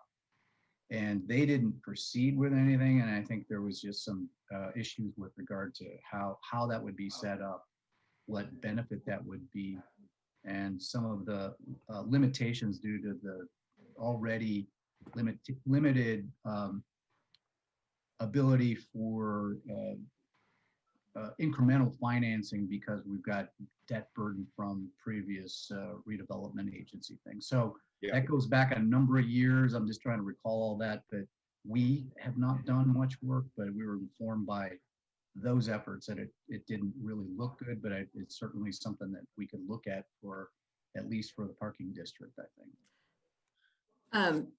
I did also just manage to let Nancy Klein know. This is Jessica Zink, Deputy Director for Planning and Project Delivery. And only John and Jim have great recollections about this. I think the only thing I would add, and if Nancy wanted to weigh in, is that as we update the existing Diridon Station area plan, we do anticipate a follow-on bit of work led again by Economic Development and Public Works to do the nexus study and update that fee. And we've talked about making sure that we're understanding the whole landscape of districts, including IFDs, CFDs, et cetera, as part of that work as a companion to the fee, so that we really have a great sense of what our options are, what's most viable and most helpful. Okay. And Mayor, and just to add to that, VTA and the other DISC partners are very interested in pursuing an EIFD, as well as the other tools. We've begun to talk to Julia about it. The agency payments have reached a point where there are payments being made, as you well know. So it is possible. And so just need to continue on with the analysis. So we haven't done that as yet, but we fully anticipate that we will be doing a full analysis of all of the streams and how they would blend together. Thanks, Nancy. I appreciate this isn't simple. And I also appreciate history with redevelopment. I don't think there was anybody on the council at the time who was a larger critic, or a louder critic, I should say, of some redevelopment spending decisions than I was. But I guess as I see this, the flaw isn't with the tax increment concept. The flaw is with the decisions that you make with the money. And, my fundamental concern is twofold. One is, right now, we've got a lot of agencies determining what's going to happen in Diridon, and we're working collaboratively with them. We're going to continue to do so. But to the extent that we do not have our own source of funding to do anything, we'll simply be at the whim of what other regional agencies may want to do. And there's a lot of folks there who and frankly, a lot of regional sources, MTC, Caltrain VTA, High Speed Rail, others. And I'm just very concerned if we don't have any money, we're not going to be the ones making the decisions. And we have an opportunity, I think, to do a lot of things which are going to be really important for our city in the future. Obviously, I won't be mayor, but whoever is and that council, I think will really want to have that flexibility. My other concern is if we don't lock in that base year really soon, then obviously we lose a huge amount of upside evaluation that takes place as soon as construction starts. And so I'd love to be able to have a marker down so that we can start using as early a year as possible for a base year. And so I just wonder, does it make sense for us to be thinking about putting a little money in this budget so that we could get whatever, external legal help or other help we might need to sort of get that in place in some way? Mayor, that's so good. Thank you. Julia had the brilliant idea of going after the base year of 2009. She believes it's That's justified. A good year. she believes it's justified, and just trying to get some freed up time of hers. I think we have the resource.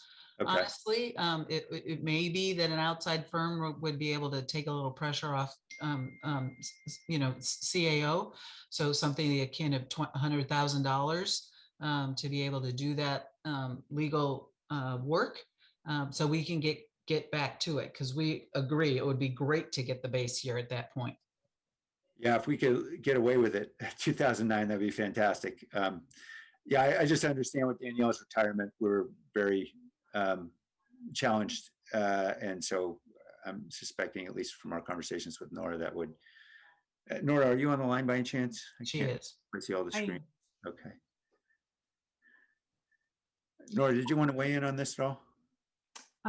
No, other than the conversation is interesting. The idea is very interesting, but this is, even Danielle would not have been able to do all the work involved. We would have to use outside counsel to just to have that expertise. We could support it, but we would really need some help setting up a project like that. Great. Okay. Thank you. Councilmember Foley. Great, thank you. I have a few questions about Vision Zero, and then about the vehicle abatement program. Regarding Vision Zero, I'm really happy to see increased staffing by 4 FTE to work on the quick build and community engagement. Both of those are time intensive as far as the community engagement portion, but extremely important that we reach out to the community. So I'm happy to see that additional staffing there.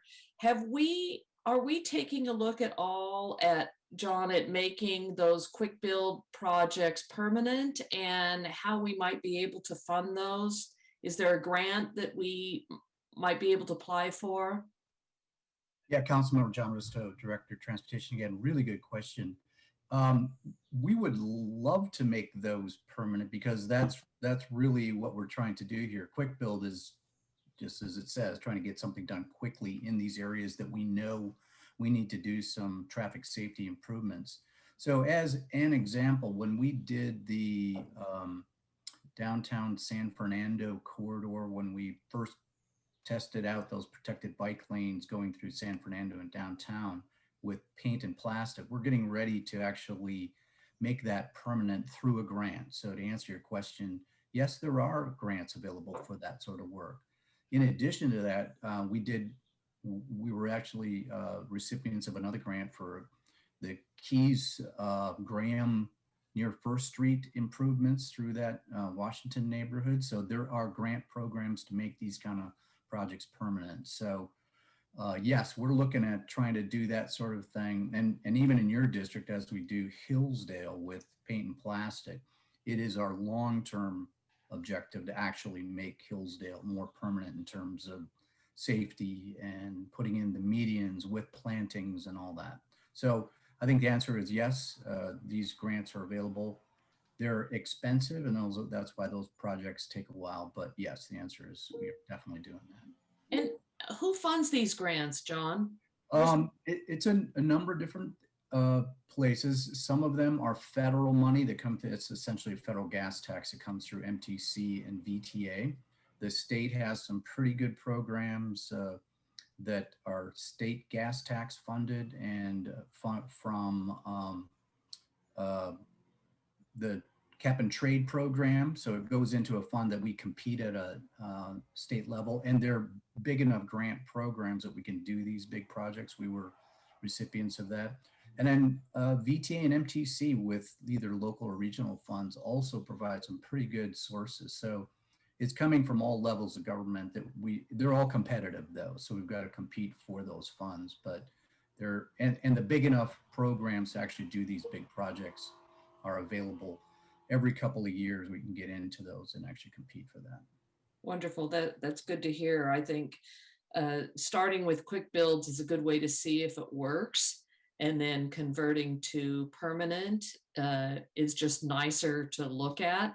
And also you can put in some vegetation as barriers and make it and green the streets a little bit better.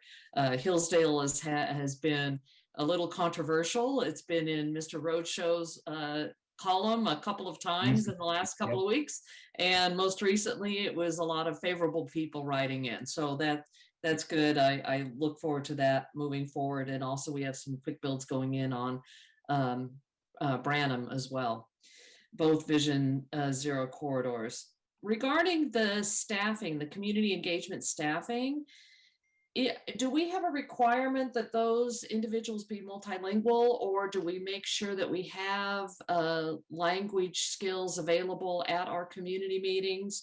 Or is that up to the council district to kind of decide whether we're going to need that or not? I think all of our districts probably benefit from it.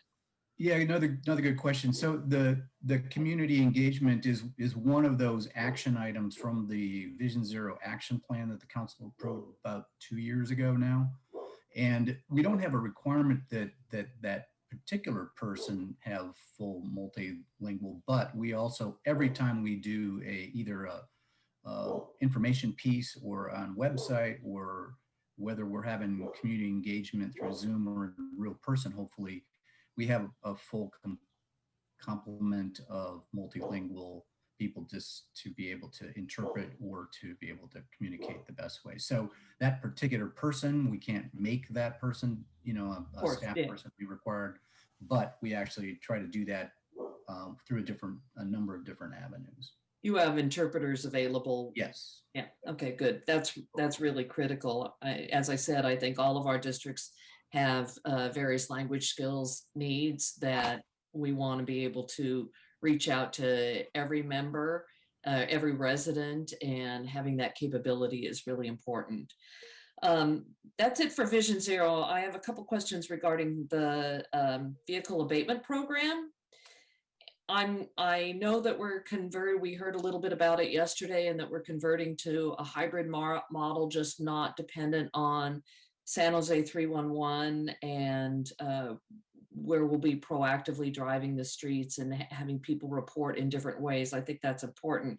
But I just want to register a concern regarding San Jose 311, and that is people file a report on 311 and then they don't know what happens. There's no follow-up to say, they may get a report that it's closed, but that doesn't mean the vehicle has been removed. I'm concerned that you continuing on with 311, which is a really important tool, but to modify it so that there is some better response and feedback to the resident who is calling to register a complaint. So I just want to throw that out there, because we hear often that, well, I filed it on San Jose 311 like you told me to do, and next time I checked it was closed, but the vehicle is still there. So somehow we need to circle back with the resident and say what we've done and how we've done it. Right. Another good question, and I'm glad you're pointing it out so I can clarify.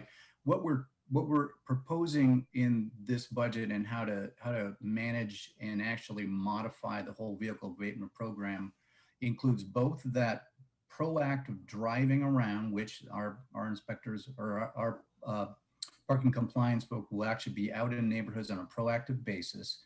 It also includes us using 311.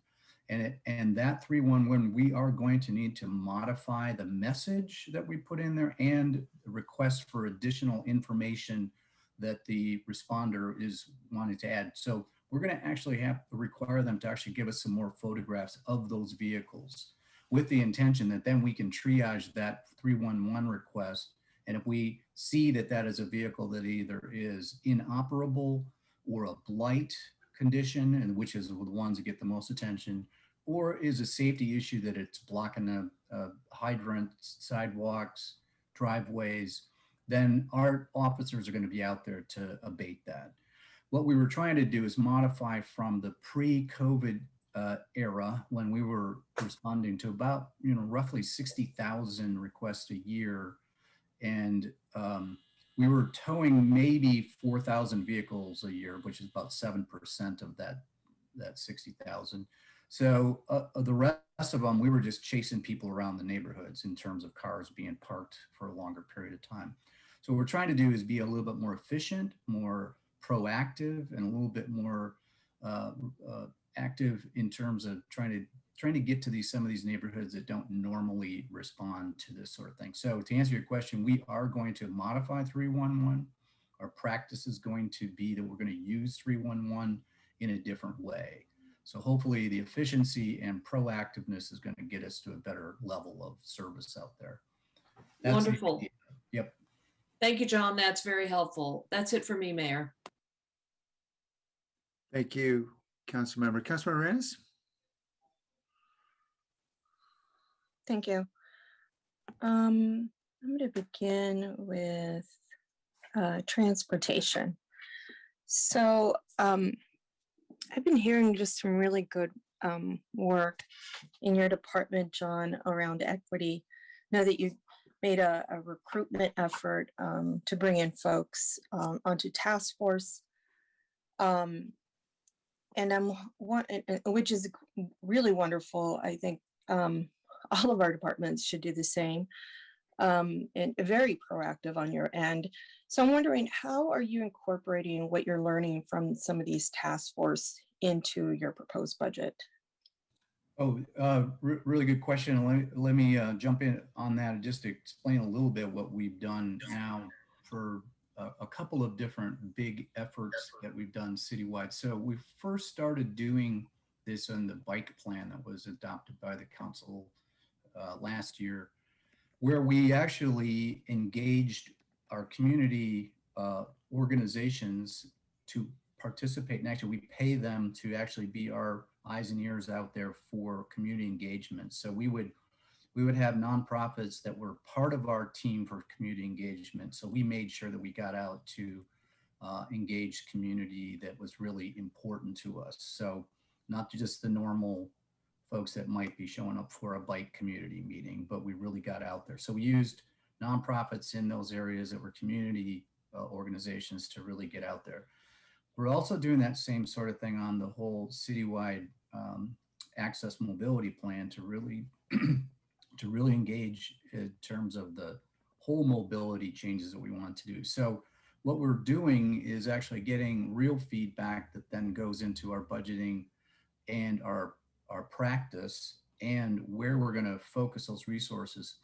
Probably the areas that we're really focused on most is in our safety program, all those areas that we're hearing about in these neighborhoods where traffic safety is a high priority.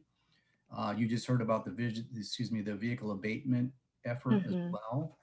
And then in pavement, while we're using the best data that we have to date, we know that we have to do more than that. We're using MTC's community of concern mapping to see that we make sure we're hitting all of those areas that haven't had that service for a while. It's going to take some more effort on our part to use some additional data sources to get out there for as we prepare for each year and 3-year look ahead for the pavement program. We committed to doing that in a T&E meeting just this year. So we're going to be doing that in the next upcoming years. So we're using both their community organizations and more data sources to actually make some of these decisions and budget priority locations and where we do the service. Hope that answered your question. Yes, just really wonderful.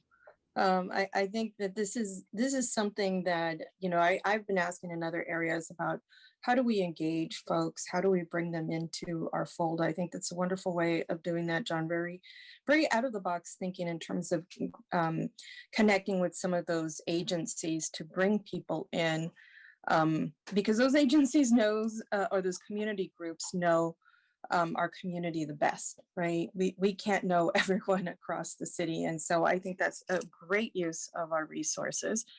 And I really appreciate that effort and really just the equity centering that you're doing in the work that your department is completing.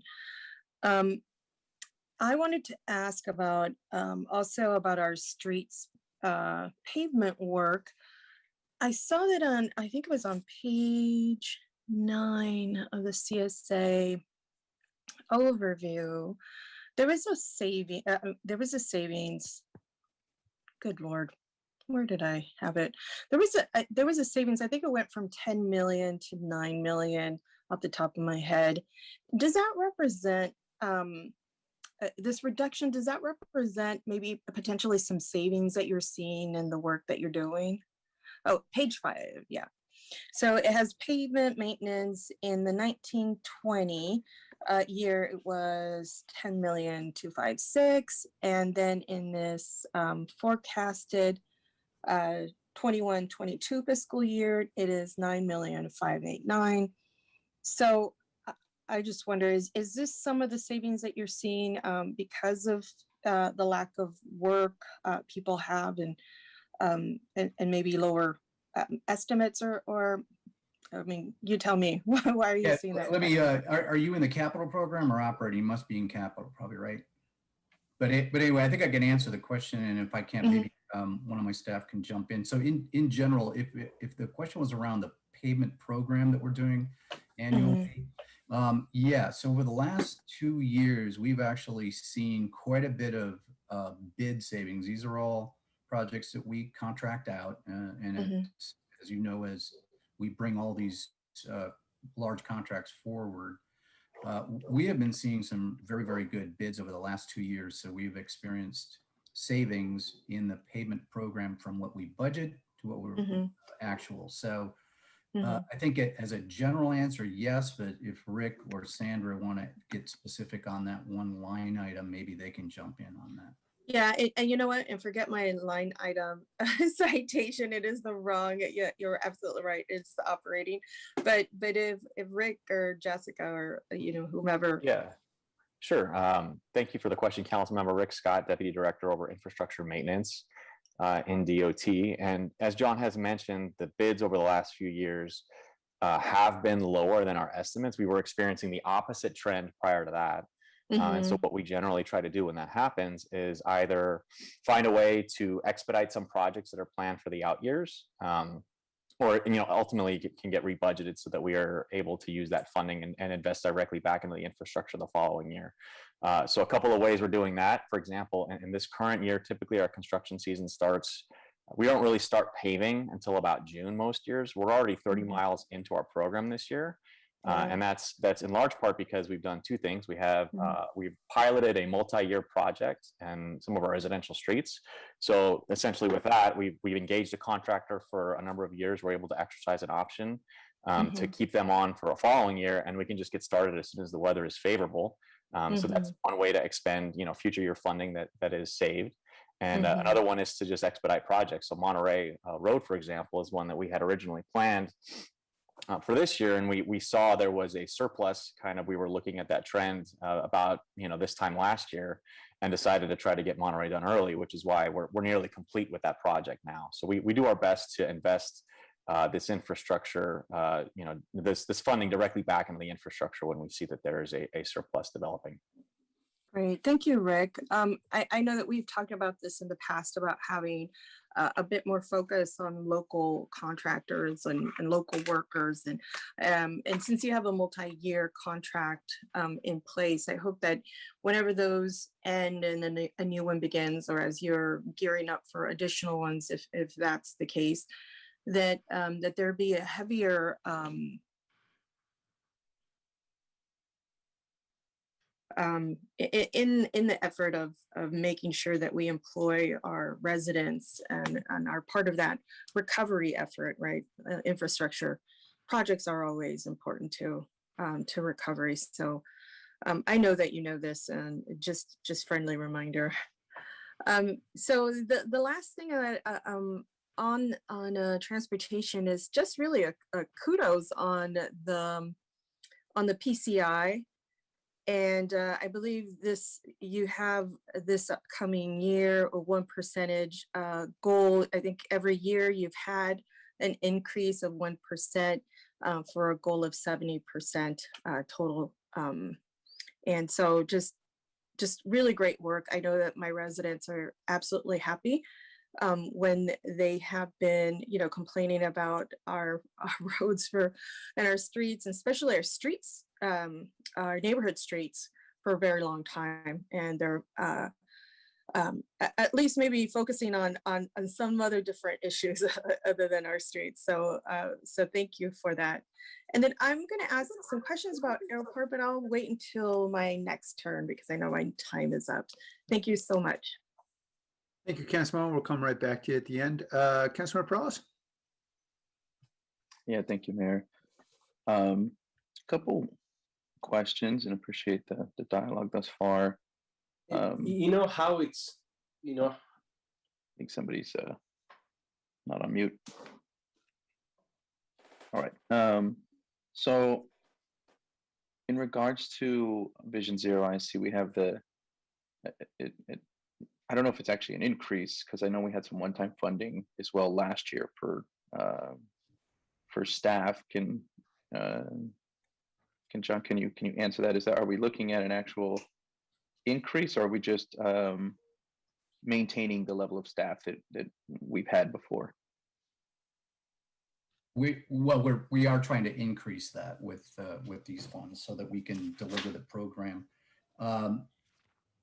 We're also having to now add to it, and I think we talked about this at the T&E committee as well, the new issues regarding sideshows and other dangerous conditions. So we're having to pull some of the same staff that were doing Vision Zero Quick Build and put them into those types of improvements. And Lily, you can add anything you want, but yes, it's now it is a priority of the council, the city, and us to actually put enough resources to address those safety as well as the sideshow projects. Okay.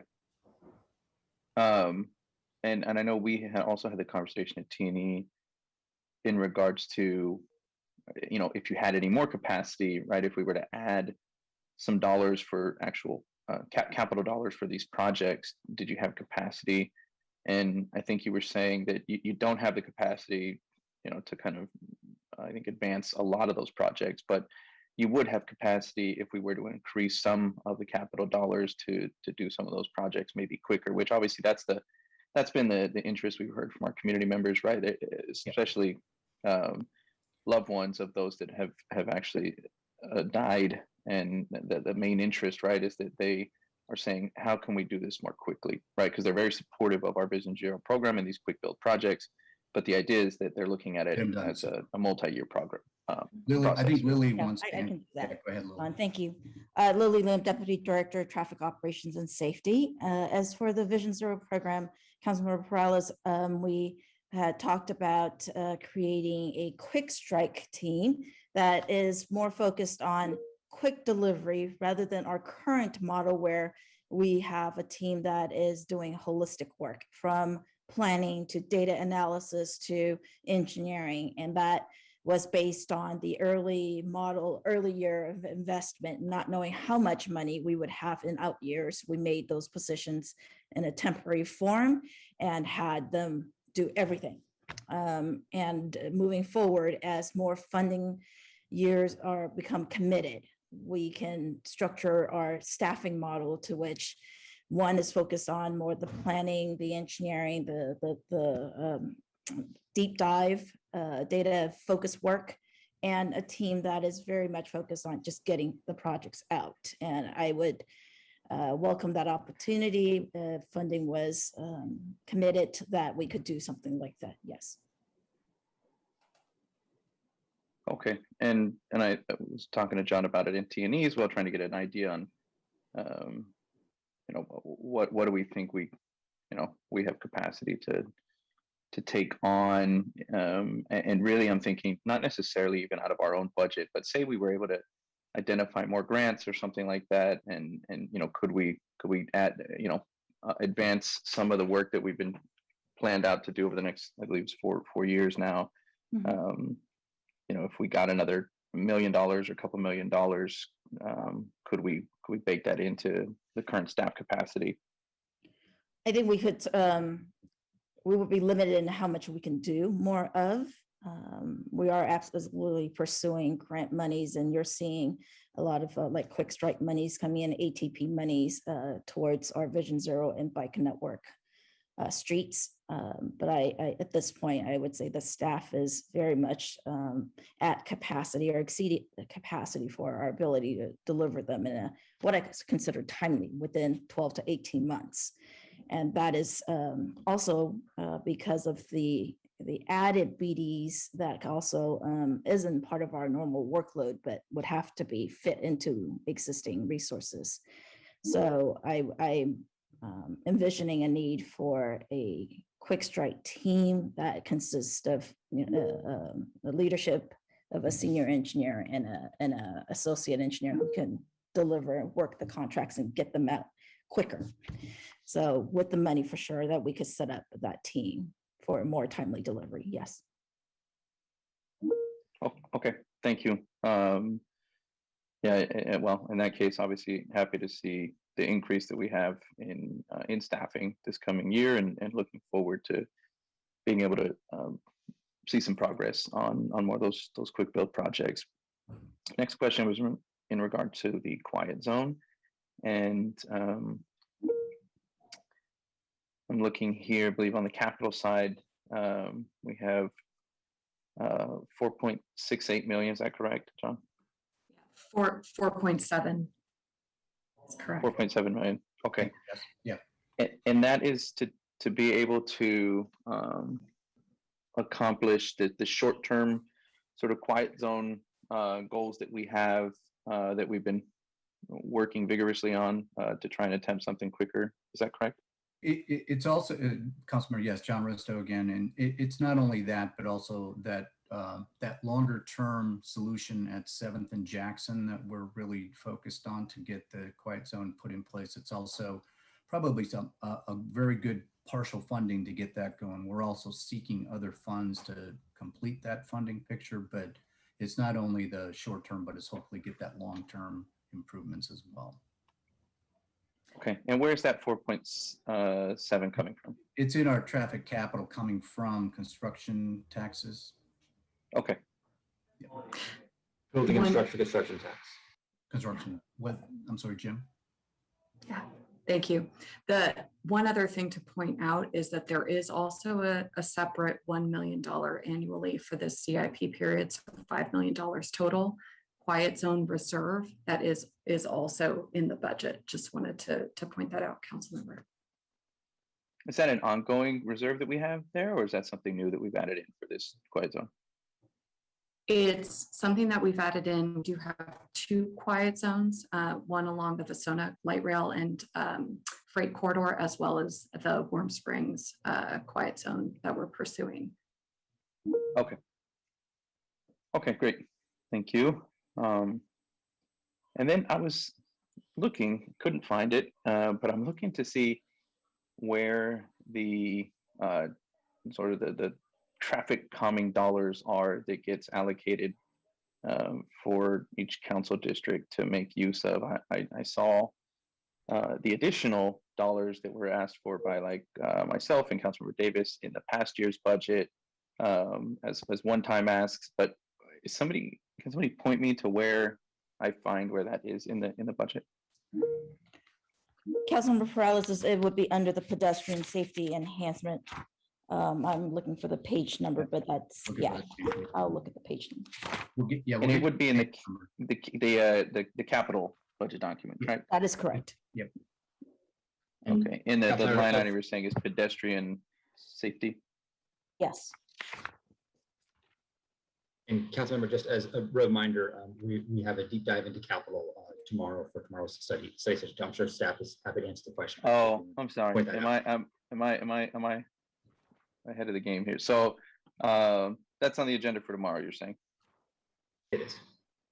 All right. Well, that actually has been the focus of my conversation here. I'll save that question. I'll ask the same question tomorrow. So maybe if staff can find that, point me out to where that line item is, I'll bring that question up tomorrow. I can give it to you now, so in case you want to read in advance, it's section V-624. V-620. Okay, thanks. And that's it for questions now, Mayor. Councilmember Arenas?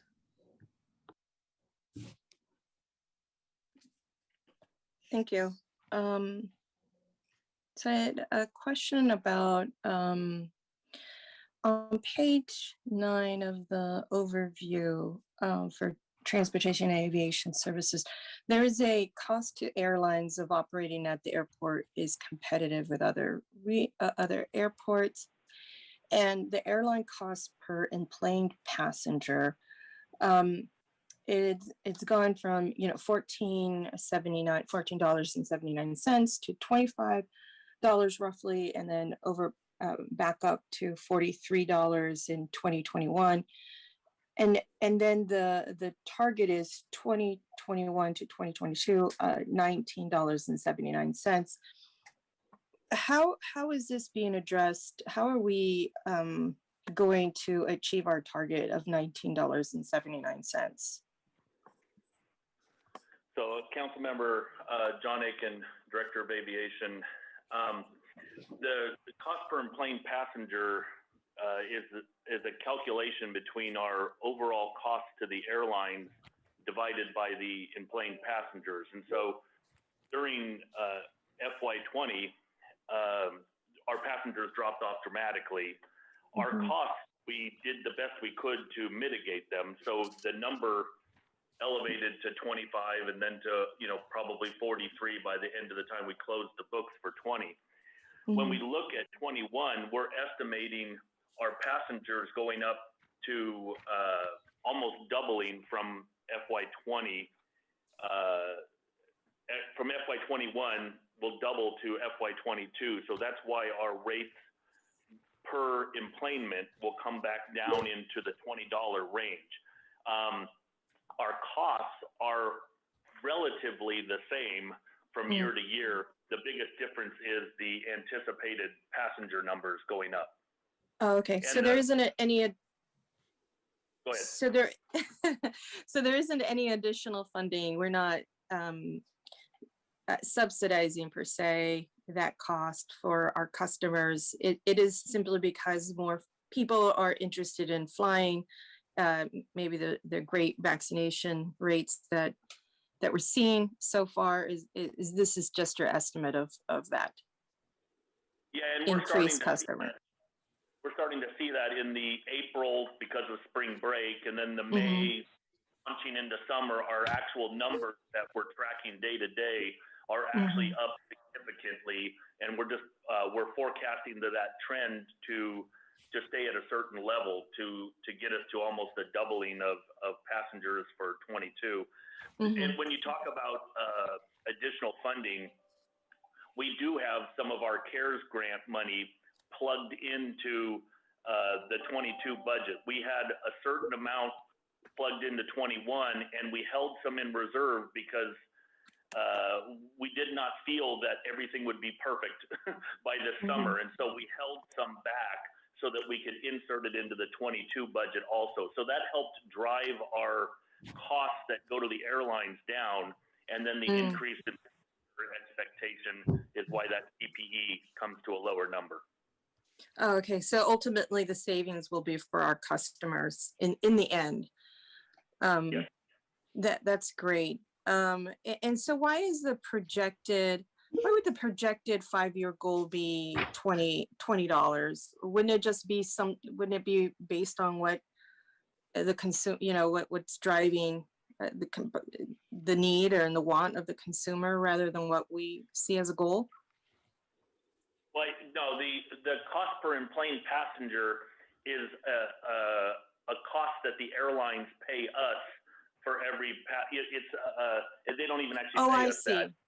Okay, sorry. That we take our total cost, divide it by the total enplanements, and you get a number, and that's the cost per enplanement.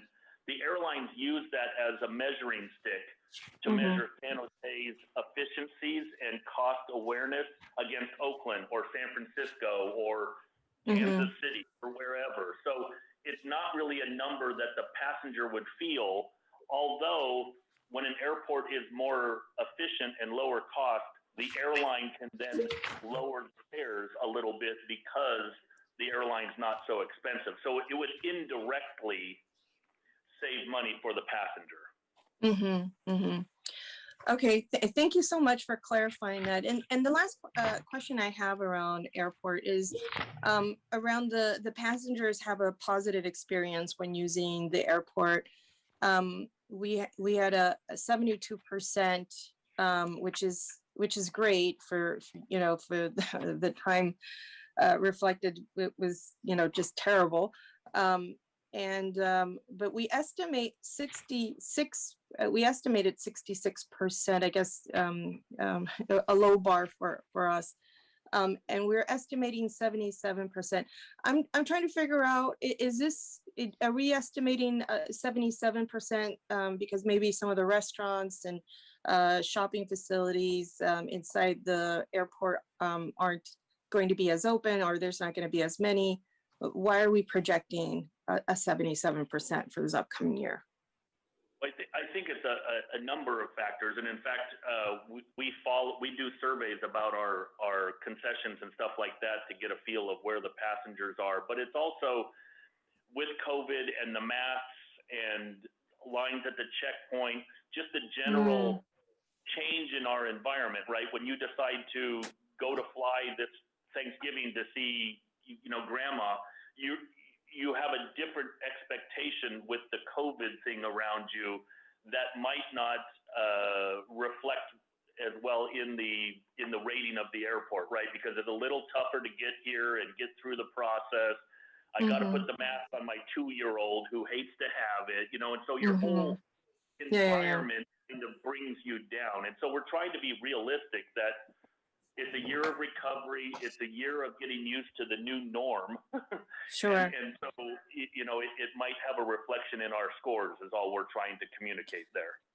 Okay.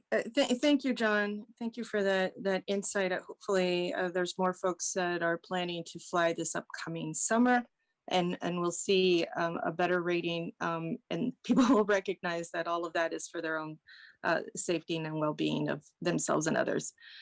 I'm going to move on to environmental services, and I just have a question about the muni water rate, and just trying to figure out what the update is on our rates and what's the news from Valley Water regarding wholesale rates.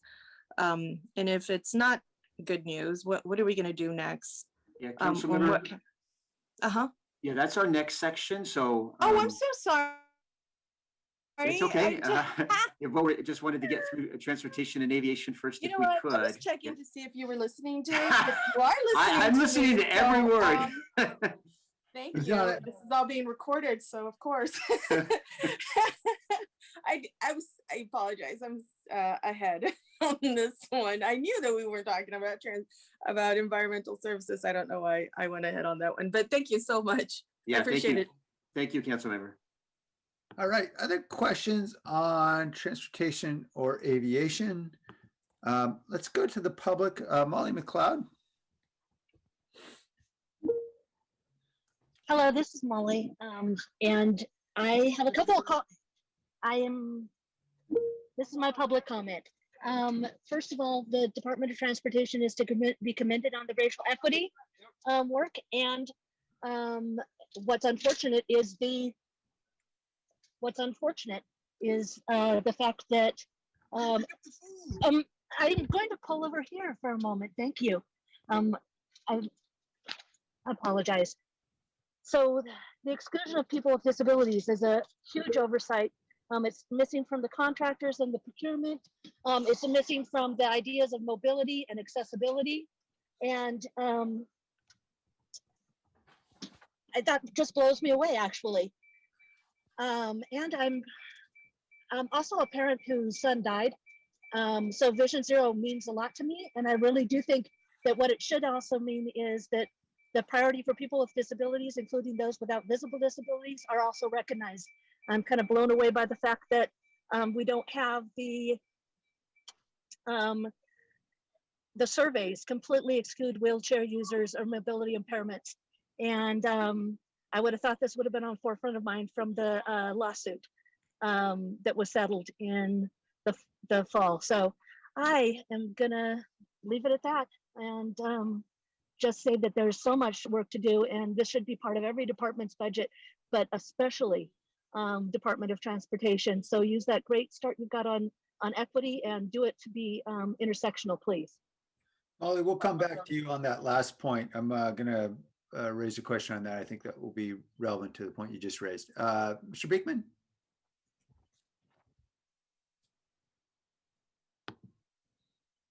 Hi, thank you. Blair Beekman here.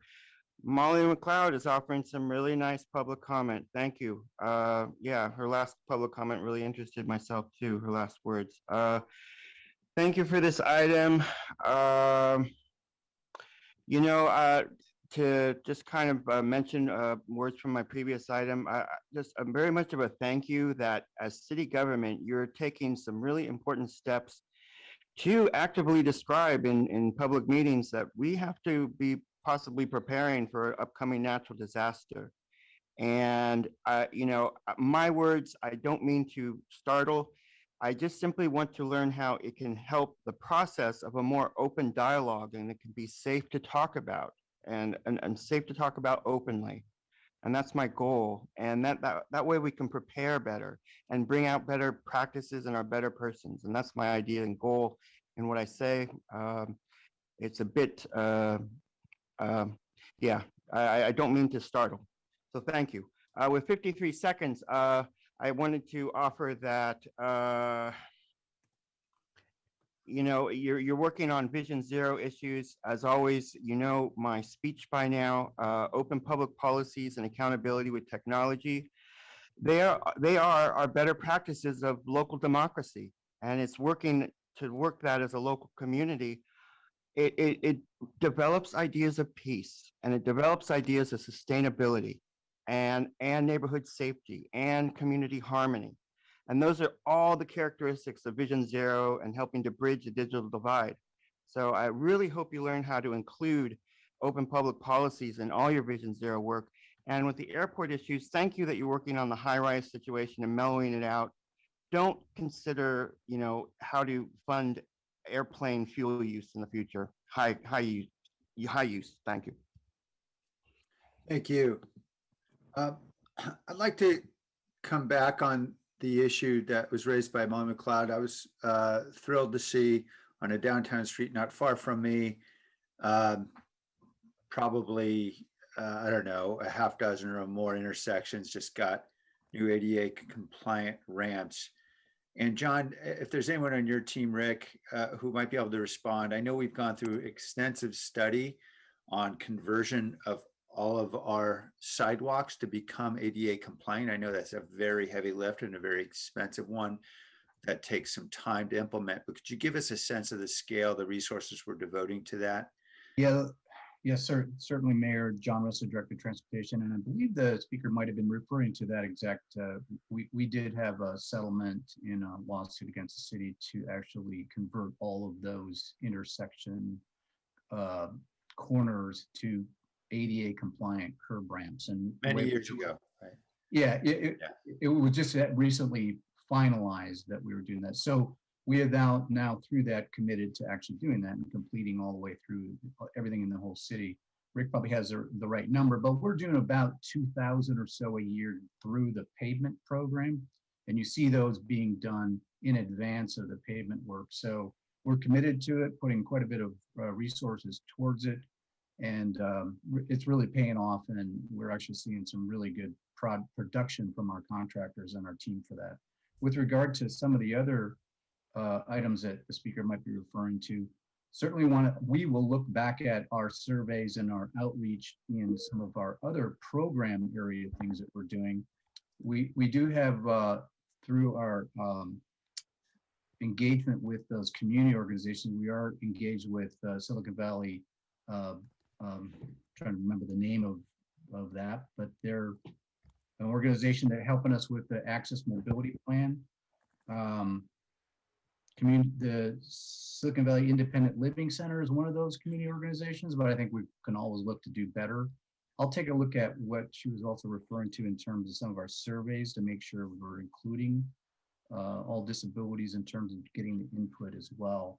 Rick, if you want to add any of the details of the ADA compliance, that would be. Yeah, sure, John. So we, as part of the settlement that was referred to, we are going to be working on an updated ADA transition plan that'll be coming to the council in the next year.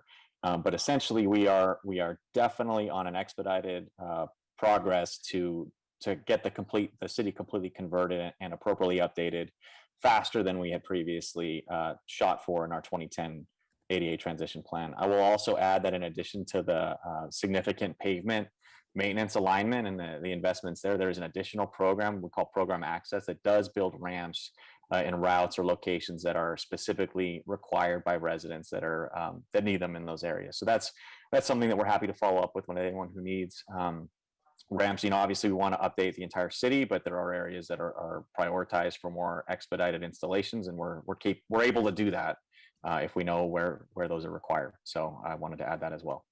Thanks, Rick. And my recollection was we actually did some study to analyze where we would need to focus those resources based on where residents have mobility challenges. Is that right? What the study was able to provide us with were just essentially which ramps were non-existent but should exist, which ramps were there but not quite in compliance with the most updated code, and then which ramps were fully updated. As to whether they were able to align that with which residents live where and where the need might be for people to access specific areas. I don't know if it's got that level of granularity of detail. So this is a program where we still do rely a little bit on reports from residents. And again, we are responsive and we have a list and we have a mechanism to respond to those per the agreement to get ramps installed where they're needed for residents. Okay, so we're relying on real feedback from residents who are telling us, hey, I'm mobility impaired, I need a ramp. Right, for the program access element of the program. Again, we're investing about $14 million per year in ADA ramps right now, and that's the 2,000 that John has referred to. Okay, I think thank you, that's very helpful. I think $14 million and 2,000 ramps a year. Though we'd all love to be doing more and going faster, I think that's pretty significant. And finally, Rick, I want to say thank you to you and John, the rest of the team. There were some poorly paved streets not too far from me where the recent repaving seemed to be less than adequate. And I appreciate the fact that we went back and hounded the contractor and told them to do it right. So I really appreciate the attention to quality. Councilmember Foley. Thank you. I just have one question regarding our recycle rates going up that we posted. We're almost there, Councilmember. I'll call you on first. We're still on transportation. We're just about to I'm sorry. I thought we'd move on to environmental. Hold that thought. No, we just have public comment, but we're coming right back. Never mind. Any last questions on transportation or airports? Okay, now we're moving on. We are. So, environmental services next, is that right, Dave? That is correct. It is obviously highly anticipated here. So the team is ready to answer any questions on environment and utility services. Good. Councilmember Foley, let it fly. Thank you. We recently submitted a bill to our residents that we were increasing our recycling rates. Have we found the savings within our budget to not implement the 17% increase, or have we been able to mitigate it completely or partially? Good morning, Councilmember Foley. Valerie Osmond with Environmental Services, Deputy Director. And if you recall, back in February, we brought forward a proposed estimated rate increase of 21%. At the April 12th Council Study Session, we, with your guidance, delved into that a little deeper and found some cost savings, and were able to work that down to 17% by drawing down on the operations and maintenance reserve fund, and also dipping into the ending fund balance. So right now we are holding at 17% proposed. Okay, I'm just going to echo a comment I made yesterday that, or at the council meeting, I forget. We're seeing a lot of rate increases. I know Councilmember Arenas is going to bring up Valley Water's rate increase. There's that rate increase. There's the San Jose Water District's rate increase. There's the recent change in San Jose Clean Energy.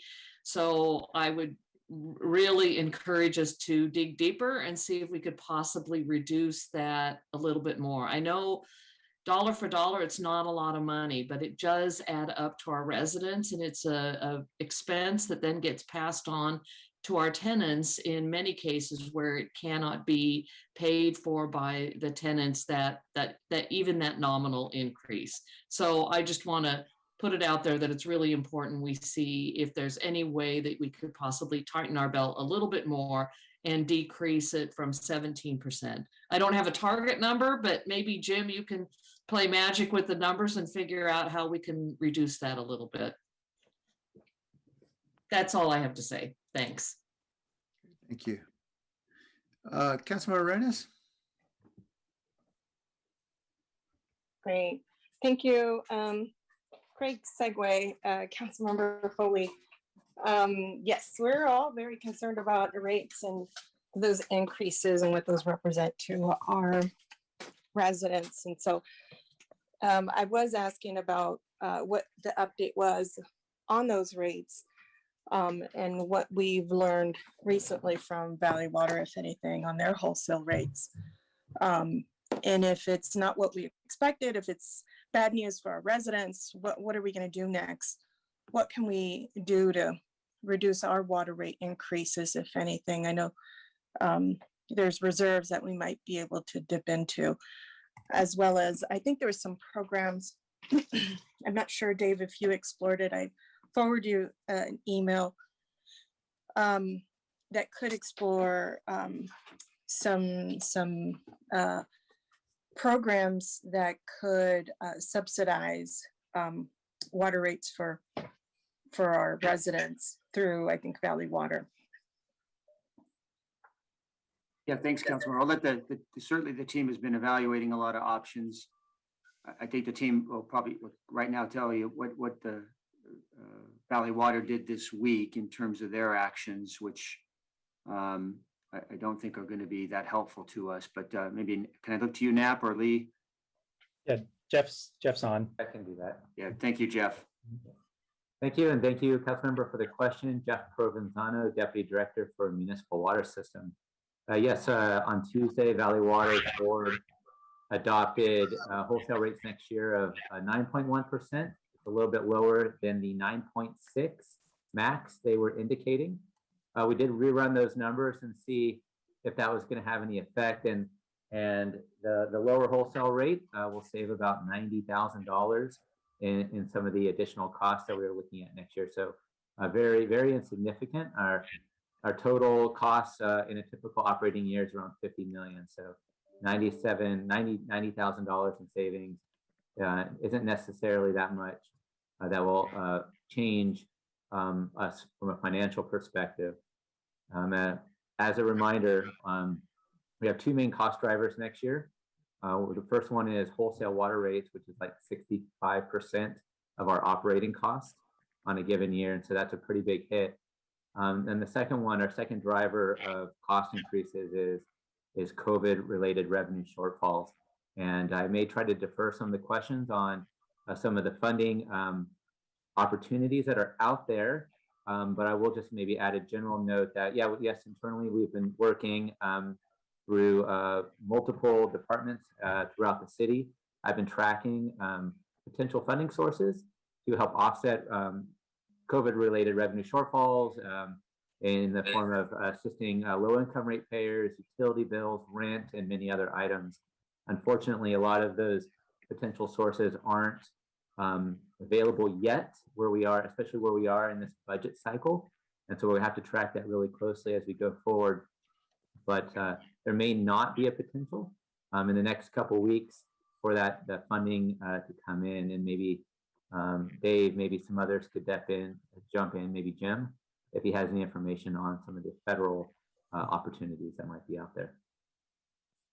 Well, before Jim moves on into federal, Jeff, I'm really grateful that you're looking into all these different sources and possibilities for our residents so that they may not feel a huge increase. If it's not lined up well for us to find out about the potential funding sources that you spoke about, do you expect it to be later on this year? And I guess, could we do something in the meantime so that our residents don't feel any shifts in their rates? I think right now we can look at it. Of course, going forward, we can continue to have discussions internally. The challenge, I think, for us is that without knowing how much that would be in dollar amount, the options really available for us are to draw down upon reserves, are the only source of action we could take internally. That, though, brings up a whole other series of challenges. Our reserves are set to be our 2 month of backup expenses, 2 months of reserves. We could draw that down, which we always look at, by the way, in every year, if that's a possibility to do that. One of the challenges I think that we're facing is what we're being told by the whole. What we're being told by the wholesalers is that rates are going to continue to go up every year. And if we pull down our reserves this year, really the effect of that is going to be, if we don't get federal assistance in to offset some of the costs, it's going to then mean a much higher rate increase next year to restore reserves and to compensate or to add in that future wholesale rate increase. And I think that's really a challenge for us. And it isn't a 1 year blimp in cost. It's going to be a continually increase, and it's the best strategy to try to spread it out as the best we can, or maybe to trim in 1 year and then come back really heavy in a future year. And I think that's where discussions are right now. Got it. Okay. I think, Jim, you were gonna step in. That was nice of Jeff to say, but I would like me to step in. I think he's a little bit closer to the potential funding. You're going to solve this whole issue for us, I think, is what Jeff was saying. And Councilmember Arenas, if I could add, this is Nap Fukuda, Assistant Director, Environmental Services Department. I mean, certainly I realize, there's no solace in me saying this or consolation, but certainly I think, Jeff, Valerie, our department, we've been, as well as the budget office, have been looking through every couch cushion, if you will, that you're asking us to do to see where we can use reserves, use other budget, reduce costs here. And we think we've done that to the best that we can to date, to the point where, we're feeling a little uncomfortable, and but, we're willing to be a little more uncomfortable, and we're doing that. But certainly we'll continue to do that, whether it be on the garbage side, the potable water side, on the sanitary side, we've done that on that end, at least, where we've kept that flat this go around, looking at our reserves, looking at an opportunity where we had some unspent money from previous years. But as Jeff referenced, this is going to compound on us eventually at some point. But I appreciate and hear you loud and clear, your inquiry and request of us. And if I could, I think what we will, certainly be trying to do is as part of the recovery process is looking for potential, programs to offset. So they're probably not being to offset the overall rates, because there's a lot of restrictions on that. But part of our dive in is trying to identify, you know, what assistance programs could be offered through some of the federal relief funding that's available. But something like the American Rescue Plan for just offsetting rates probably is not going to be possible. Oh, I see. Okay. And lastly, Dave, I don't know if you explored that option with on that. Oh, and we can take this offline actually, but there's another option that I had sent you some information on, but we can talk offline on that one unless you have something to share. Actually, Councilman, I did pass that on to the team, but I didn't great. get back. I don't know. Did we take a look at that, everyone, and what were we seeing there? So we had, Dave, this is Lee. So Lee Wilcox, Deputy City Manager. Right now with a lot of the residential assistance programs and the funding guidelines, so we have followed up with Valley Water on various proposals. Jim is correct. Any type of blanket approach to just rate reductions won't be possible, but we are able to offer assistance to residents. And so accessing those programs is going to be very important. And so it is probably going to come through a variety of avenues, either directly through us or Valley Water or other nonprofit partners that will be providing residential assistance. So we're working on the logistics of that now, trying to roll it up so it is more of a one-stop shop for some of our residents going through this. So more work to be done there, but as that fleshes out, we will be following up with the council to communicate that out. Okay, well, I appreciate that. And I just want to make sure that we explore this particular option that I don't know that we knew about before. Maybe our department did, and I just wasn't aware of it. But I appreciate everybody trying to shake the tree and look under every couch cushion, because it is just absolutely important. I'm not going to go into that once again, but you know that our families, their needs are so vast right now. So anything and everything that we can do is greatly appreciated. So thank you so much, and thank you, Jeff and Carrie, for your leadership as well in this area. I know you've done a lot of advocacy and a lot of really intricate work and complex work, and so I just appreciate it. Thank you. Thank you, Councilmember Moranis. Just to add some color to this issue about, you know, the challenges we have with muni water rates. Jeff, it's not just a question of a couple of years of rate increases. They have projections. Valley Water wholesale rates are going to increase 9% or more for the next decade. Is that right? Yes, that's correct. Okay.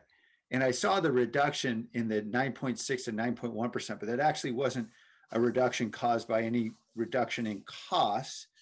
They actually changed the assumptions around how the $2.5 billion Pacheco Dam would be paid for, and assumed that I think 35 or 36% of the cost will be borne now by other districts, and so reduced the increase this year to account for that change in assumptions. Is that right? I'm sorry, Mayor, I haven't had a chance to go through their numbers to see what the result was. Yeah, fair enough. This is, I think, really important for us to get to the bottom eventually as we're working through this, because obviously these wholesale decisions that are being made by Valley Water have huge impacts on us. The largest capital project they've got is $2.5 billion at Pacheco Dam that, you know, the Mercury News editorial board just decried as a waste of money. Sierra Club has opposed. It's opposed by Save the Bay and a lot of other groups. And Valley Water's own staff has indicated it won't actually provide us any new water. It won't provide any long-term drought protection. So I just think, you know, we need to be, you know, continue to be in conversation with Valley Water, because decisions they're making are having direct impacts on our operation of our muni system and our ability to provide water to our residents at a reasonable rate. So I look forward to continue our conversations with them. Let's go to Councilmember Cohen. Yeah, thank you. And thank you, Mayor, for your advocacy with on the Valley Water issue in the past couple of weeks. You know, I feel like they're being irresponsible with this 9% a year for 10 years. And it's of course hard for us to fill a gap now that we know is going to get even worse, and because rates will double over at 9% a year, rates will double in less than 10 years. So, we can close a gap now and it'll go up even more later. But I do want to ask a question. When we talk about closing the gap for our ratepayers, these are ratepayers that get water from San Jose Muni, but not ratepayers that would get it from the other sources in San Jose, right? So I'm hesitant for us to step in for a fraction of our ratepayers with our reserves and rescue plan dollars when all the people who get water from Great Oak and San Jose Water wouldn't get the benefit of that savings, right? Is that a fair analysis of the situation? I'll handle that maybe. Good question. And in general terms, and there should be some more information coming out in the MBAs if they're not out already. Some more information on this, but no, those dollars could be used for all of San Jose, depending on which bucket of money and which program. And so, from a Muni Water perspective, we would apply for ours, but that funding could be available for all San Jose water ratepayers. Okay. Yeah. I was going to add too. I'm sorry. There's also a state program that is being put together, which has some more opportunities for all water ratepayers. Yeah. Okay. That's what I'd like to see, is us pursuing something that will benefit everybody. And obviously, the other question is from a standpoint of our purchase of water as a city. We also have a budget impact of the increase as well. And I guess I was curious about what that impact was. I'm not sure if it's been calculated yet. I'm sorry, would you maybe ask that question again, or? Well, I'm just asking about, not our purchase for San Jose, not for the water that we're supplying to our ratepayers, but we are a customer of water as well, right? So our rates will be going up too.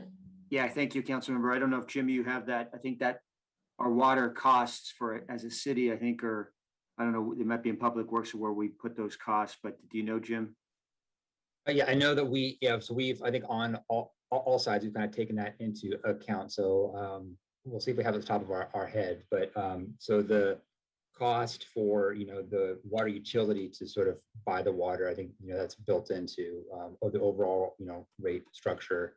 And then for the city department costs, that is in fact, it was actually a pretty substantial increase in the water cost. Maybe we'll try to get that for us by the end of the session here. But yeah, so that, we try to calculate centrally based on estimated usage and then the cost for the utility water in particular. So a long way of saying, yes, it does impact us. It's built into our base budget.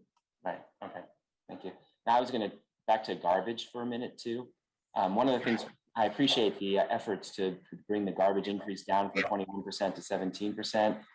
We had also talked, or at least it was raised as a possibility of using American Rescue Act money, sorry, to try to bring that down a little further, given that, at least in my opinion, I'm not sure if everyone agrees with me or not, but a lot of the impact, a lot of the cost increases that residents are seeing, or that haulers are seeing from residential behavior, is due to COVID and due to change in patterns that may not be permanent.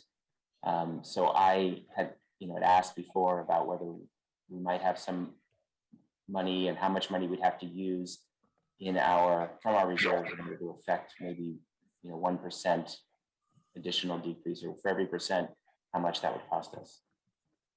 So we we'll definitely keep looking at just to look at the rates in general. So we'll do another scrub. We'll have another period of data here to see if there's any more scrubbing we can do of the integrated waste management plan to make sure that we're meeting what we committed to the council, to sort of look up under every stone. The use of our early read of the regulations for the American Rescue Plan looks like that's not going to be eligible to offset utility costs, the rates themselves.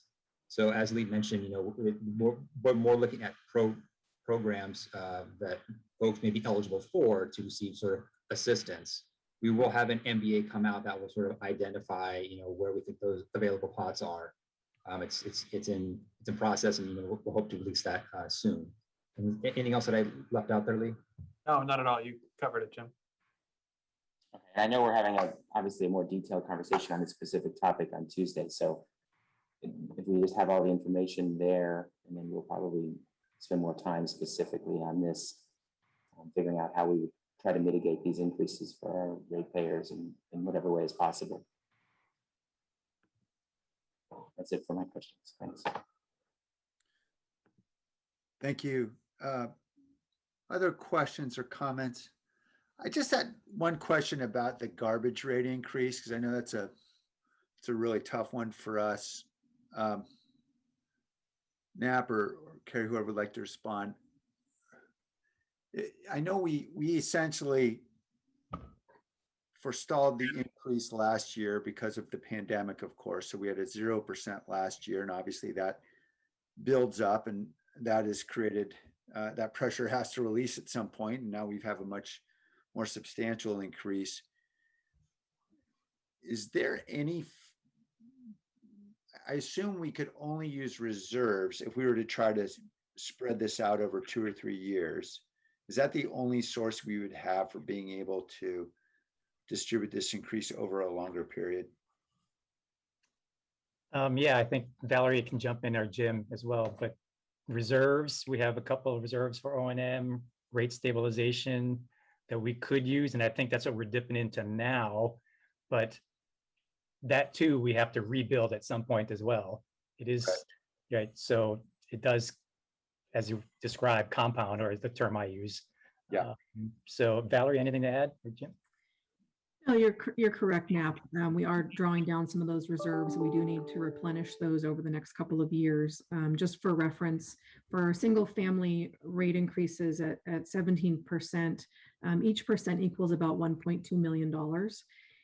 And when we were projecting 21%, we attributed a third of those rate increases to come from carryovers from last year's savings, where we had taken the rate increases from 15% down to 9%. So that's kind of those one-time impact things that we're going to have to replenish. And then about a third of the rate increases is coming from the contamination pricing, that sliding scale for the recycling contamination. And then about a third of the cost is coming from just kind of cost of living and contract. We have new contract pricing that goes into effect July 1st for all 4 haulers. Thank you, Valerie.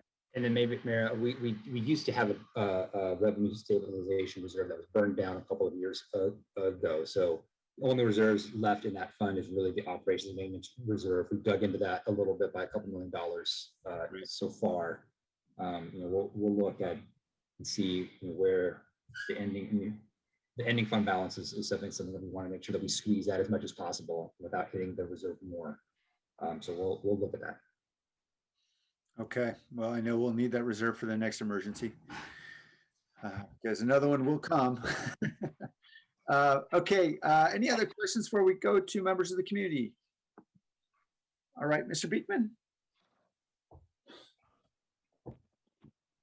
Hi, Blair Beekman here.